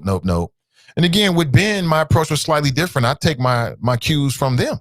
You know, if you say that you think that, you know, your decision is based upon, hold on one second here. If you say that your decision is based upon, you know, science, okay, then your decision is based upon science. It is what it is. And if we're going to base it on science, then let's use that scientific method. Where is the facts? Tell me the data points. People are so intelligent, they can understand data. And let's go straight to the phones. Our last phone call before we break this morning. Hey, good morning. Welcome to the show. Morning, Nathan. It's Kev on the cell. What up, Kev, on the cell? How are you, sir? I'm doing great. It's a great day. It's a great day. So here's first off, I really wanted Ben to answer the question of, will you tour the schools? You want to keep talking about you're going to send people back into the schools. Well, once you do that, then you should tour the facilities to make sure that they're safe. Number one, from the sanitation perspective. Two, from whether the distancing seems to be making sense. And quite frankly, you shouldn't be afraid to do it because you're saying that it's safe. So if it's safe, then you should go where you're sending our kids, right? That just makes sense to me. I know Ben saw the question because every time I read it, his eyes flicked up, and I typed it rather.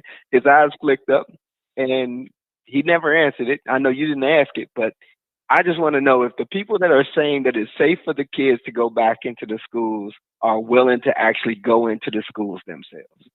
And I think the answer is going to be no. I think Carolyn said that she's 68 years old, and God bless her. Appreciate her for doing what she does. Appreciate Ben for doing what he does. But if you ain't willing to go or you're willing to send my babies, then quite frankly, I'm not willing to hear what you're talking about. And none of them seem to be too, excited about meeting in person.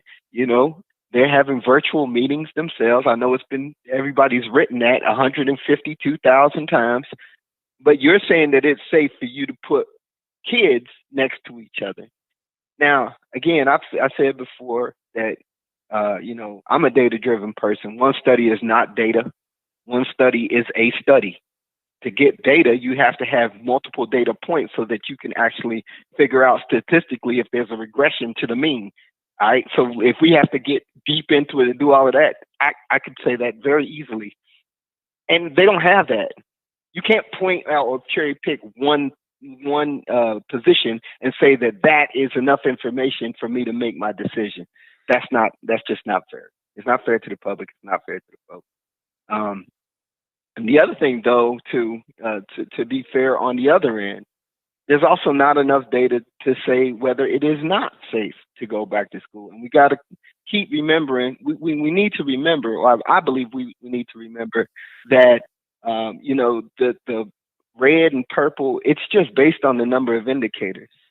So if the number of indicators changes from 6 to 5, you go to red. If it changes from 5 to 4, you go to orange. Right. So we can't use that as the basis of whether or not you're safe. They're indicators. It points to a direction, but it doesn't tell you exactly, whether or not things are safe.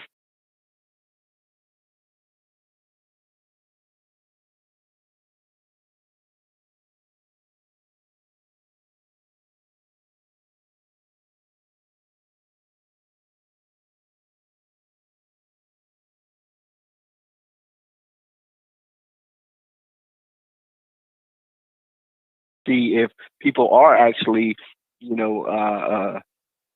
are resistant to the COVID strain, and that is really the true data point that we need to have, is to know, is this prevention piece working, and if it is, do enough people have the prevention piece to make it safer to go back into schools? And a month ain't changing nothing. But I do believe what I said before is true.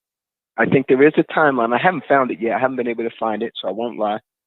I haven't been able to find what the timeline is, but I believe that there must be some data, some point to this funding piece that is tied to February. And again, it was likely put in place by the former administration, not the current administration. And so there's probably something tied to that date.